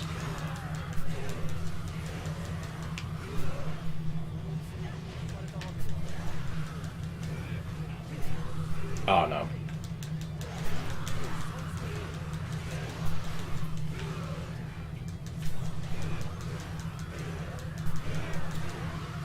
Let's see, that fight was such a bitch. But I definitely will say that it's somewhat fair, except for the run back, and that's only because you have those smelter demon-like things that just get in the way, but you can like kill them, I guess, a certain amount of times to make them despawn. But I do like how you can actually acquire the smelter wedges, though I don't think the game really does a good job of explaining in a way that you should save them so that you don't actually end up screwing yourself out of having the boss heal itself.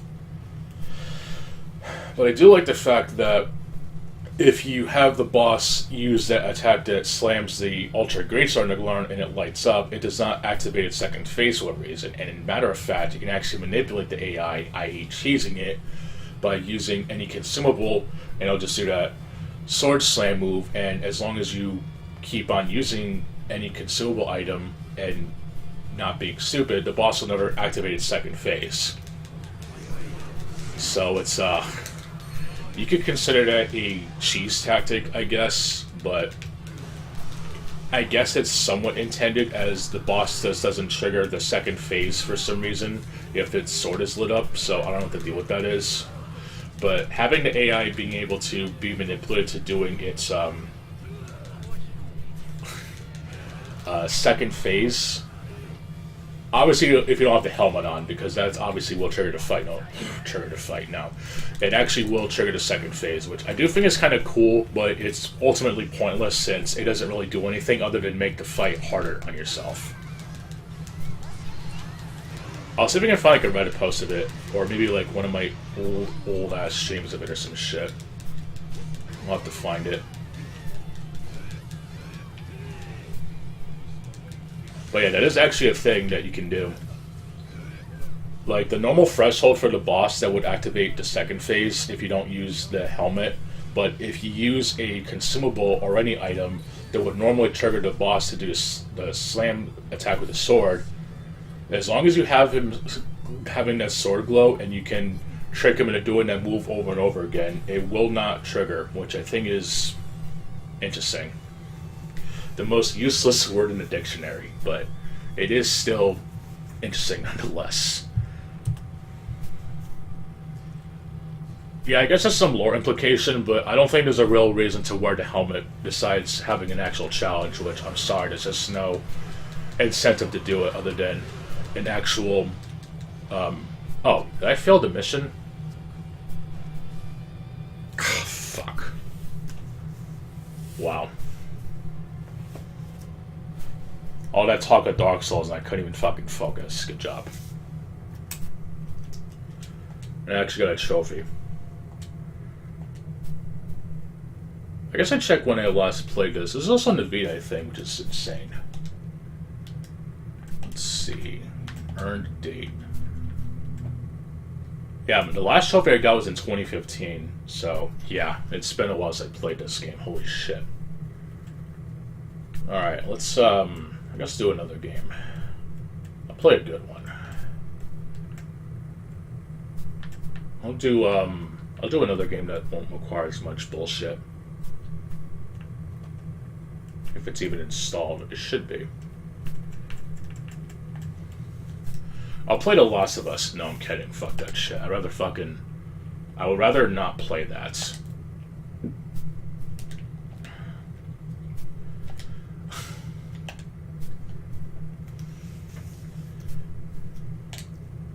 I hope all the glazing of that game was worth it, because now it's like the one game that Sony will never stop re-releasing.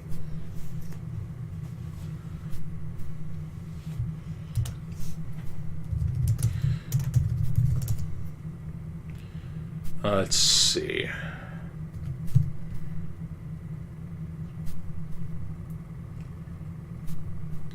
Here we go. I'll try to find a post on Reddit about it. About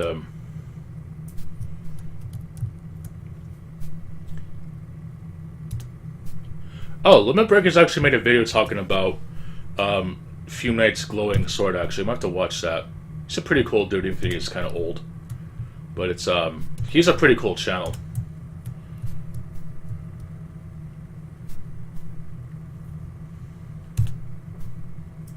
Oh, of course. It was originally supposed to be an open world game. So that's why it was like the best shit ever.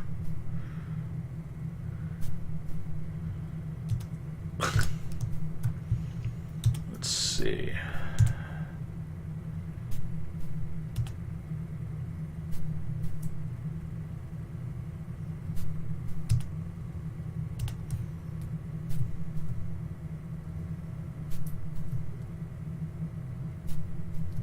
Okay, here we go. I found a post on Reddit. I'll post it on Discord though.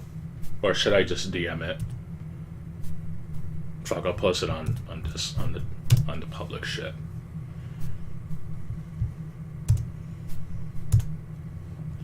It makes no sense, but I guess it's technically a valid tactic, so I guess it's valid. I don't know. Alright, let's do some Earth Defense Force. Yes, I'm playing that game. Alright, let's Select see. a mission. Oh, I played on the easy difficulty. Or not easy, the Select a difficulty.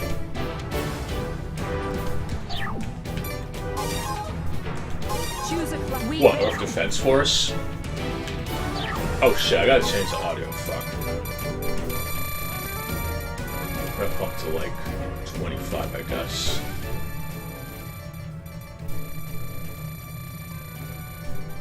There we go.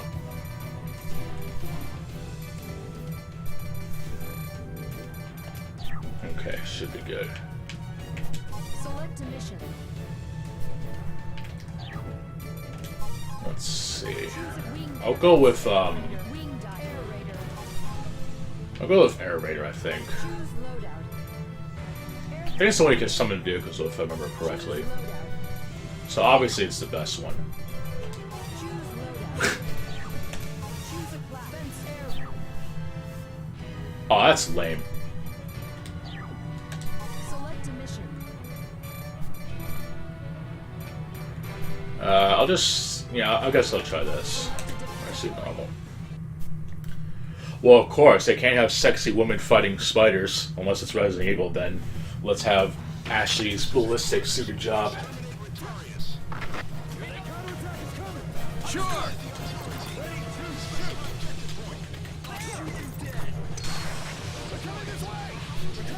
But yeah, I would legit rather play this than like Helldivers, honestly. Or not even just Helldivers, Helldivers 2.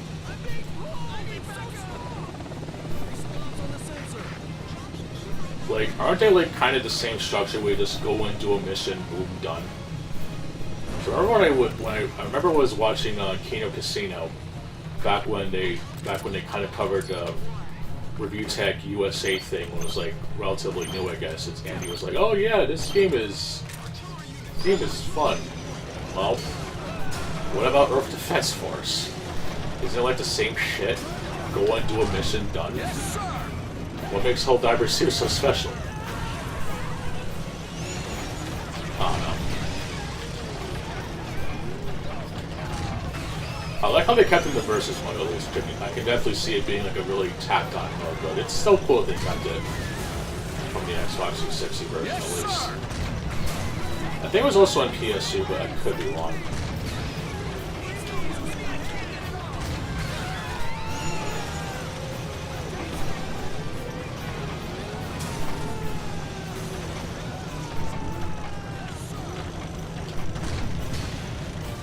I have that in my backlog, but I have not played it.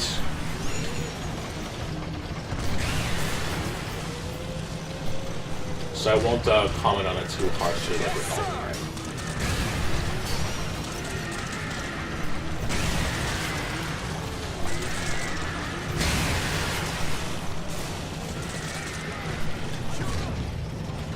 I definitely do want to go through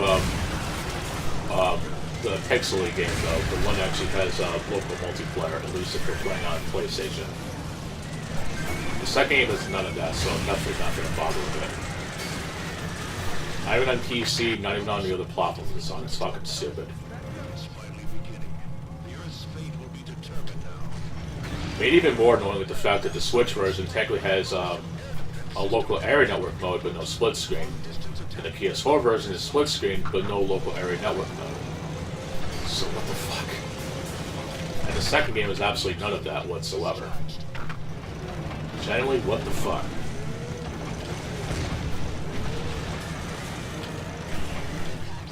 Some very bizarre console-specific features, honestly.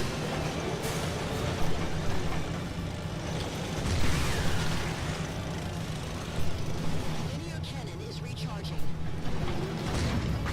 Tempest's first formation launched.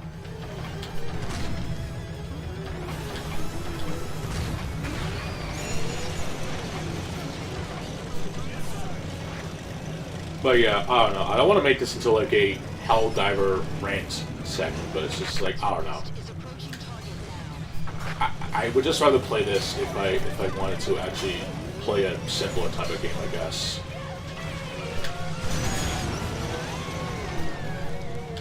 I guess because it's all about democracy, I guess it's why it's so fun, I guess, but I don't know. Ships at half damage. Tempest's second formation launched. But I guess it's cool that it's on PC, but the fact that you need a PlayStation account to play it, it's like, why would people want Bloodborne on PC if Sony's all the same shit? Do you know how many people would be pissed off if Bloodborne got that same treatment? I think people would like be pissed that Sony would never let it go. Wait. Enemy is not damaged. Ah, rats. Well, it was nice to have some company, so I thank you for my gameplay isn't the best at times.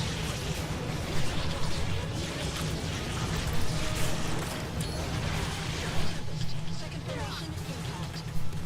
Enemy is not damaged.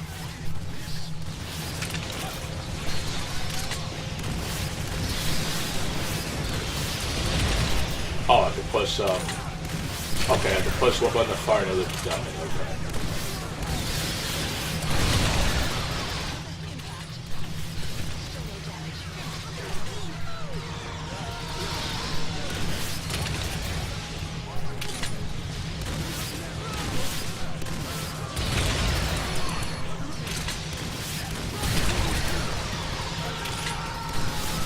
Yes, I definitely will kill some bugs.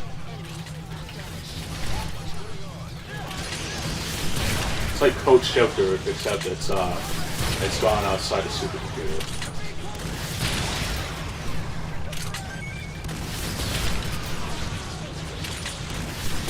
Well, I'll probably do a couple levels of this, I guess. I might switch classes up. I remember that when you get to the later levels and you have a build, you can like play on Inferno and get like a really decent build. Ow.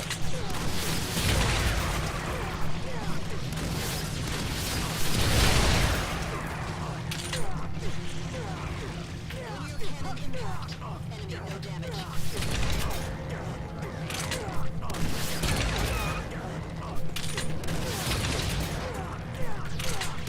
Yo, can you imagine if the arachnophobias or whatever got into this game? It would be ridiculous.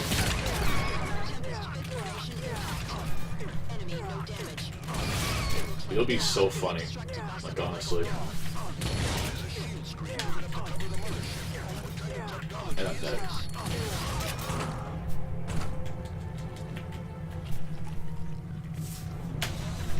Failure. Alright. Oh, it's shitty.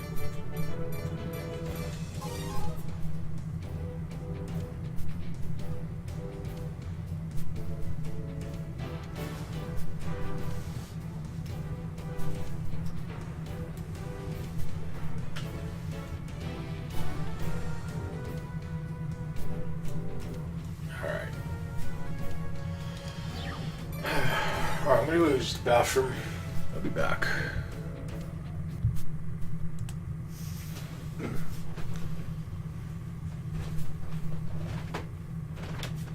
Check.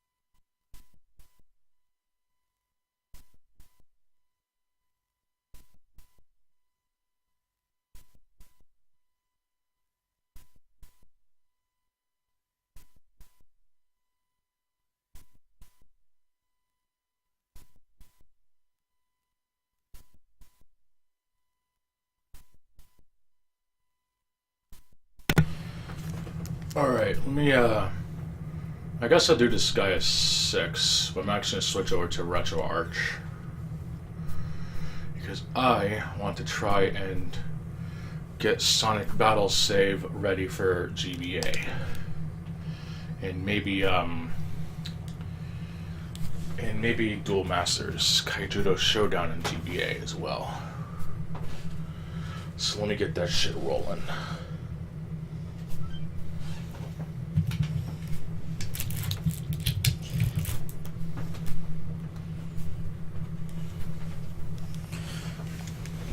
Yeah, I did fucking terrible on the bugs, so... Oh well.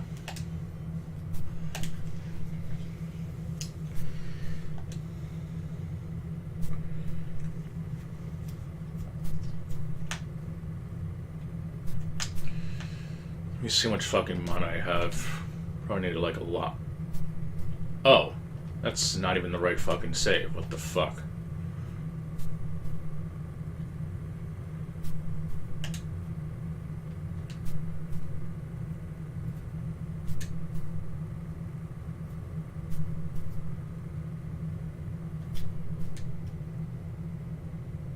Oh, never mind. I guess it is. Okay, this fucking game. Okay.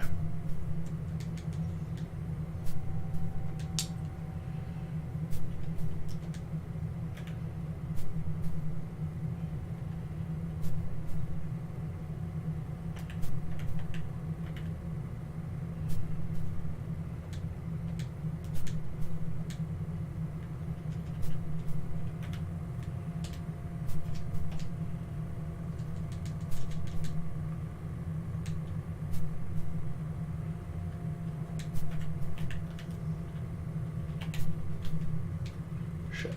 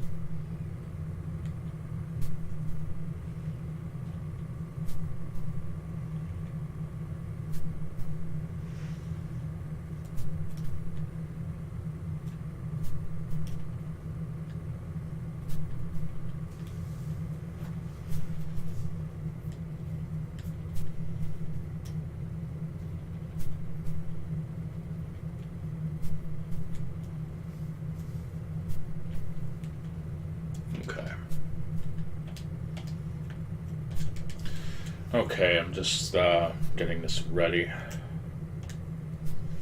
I'll probably go through like the other levels and just get like the one-time bonuses since it technically is a trophy. I don't want to miss that shit.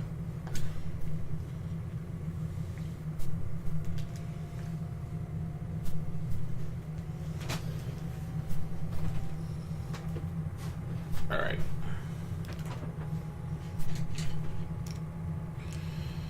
And the back burner you go.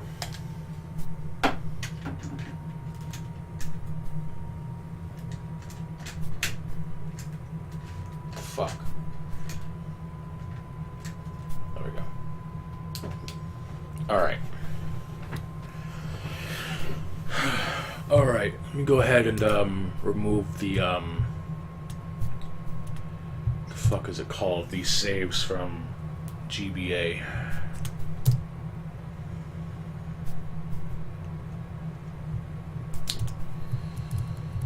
Saves Game Boy Advance, or MGBA specifically. Oh, it's not on here. Maybe it's under GPSP.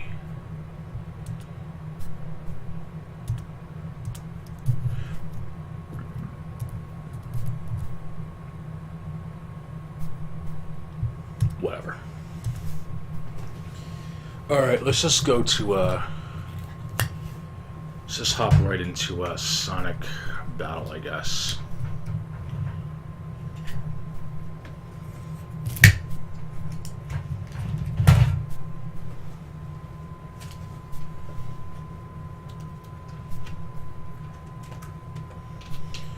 I'll try using the wireless controller, I guess. I haven't used this in a while. See how long it'll fuck me over for.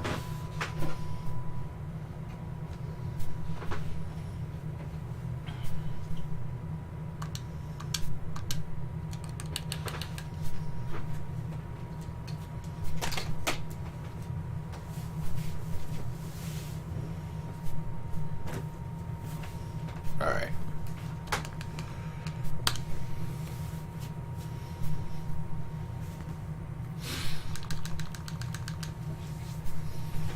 Alright.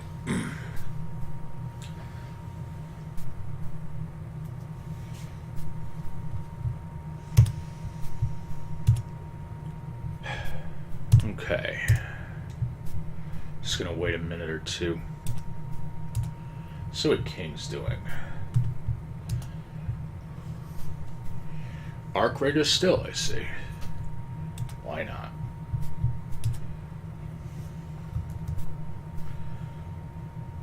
Cooperative partner. Disarming something, I don't know. I don't play the game, so I wouldn't know. All this crafting kind of makes me want to play Rage, not gonna lie.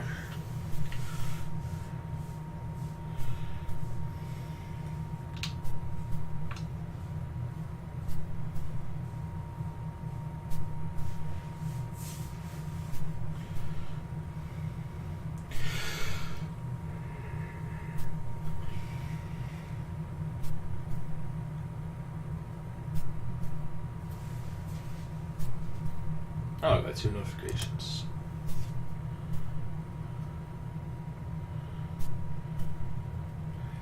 Heat loaded to the fans. Oh god, I can't wait to watch a little bit of that. Alright, let's just close. I don't care. It's just fucking Arc Raiders, who cares? If it generated a single player component, I probably might play it, but it probably won't ever happen. Oh, but it has PvE and PvP. I don't fucking care. It's not real single player. Sorry. Play Duskwise, you tell me if you still want to deal with that shit, because I fucking don't. Alright. Okay, let's go to Game Boy Advance.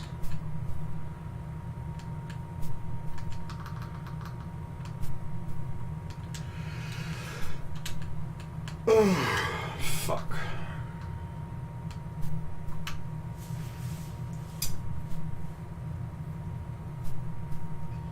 I'll have to, like, find the codes or some shit. Or something.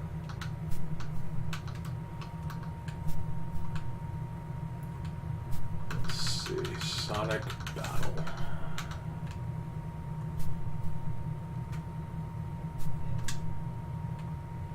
What the hell? Is it not on here? Or is it in this folder? Oh, these all just save files, okay.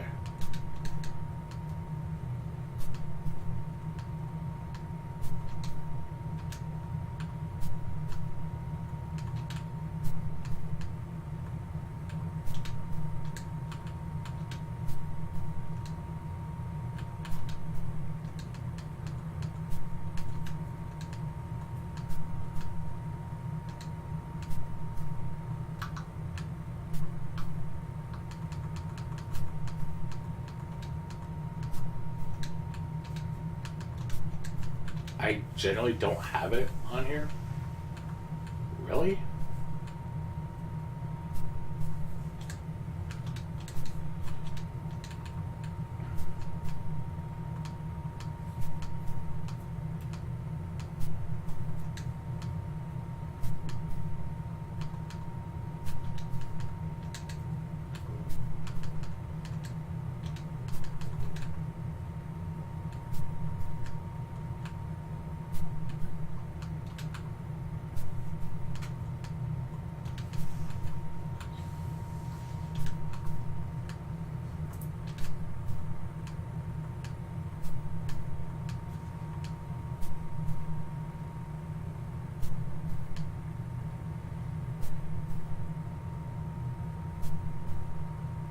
Also, did I have like a fucking 7-zip file with like everything on here?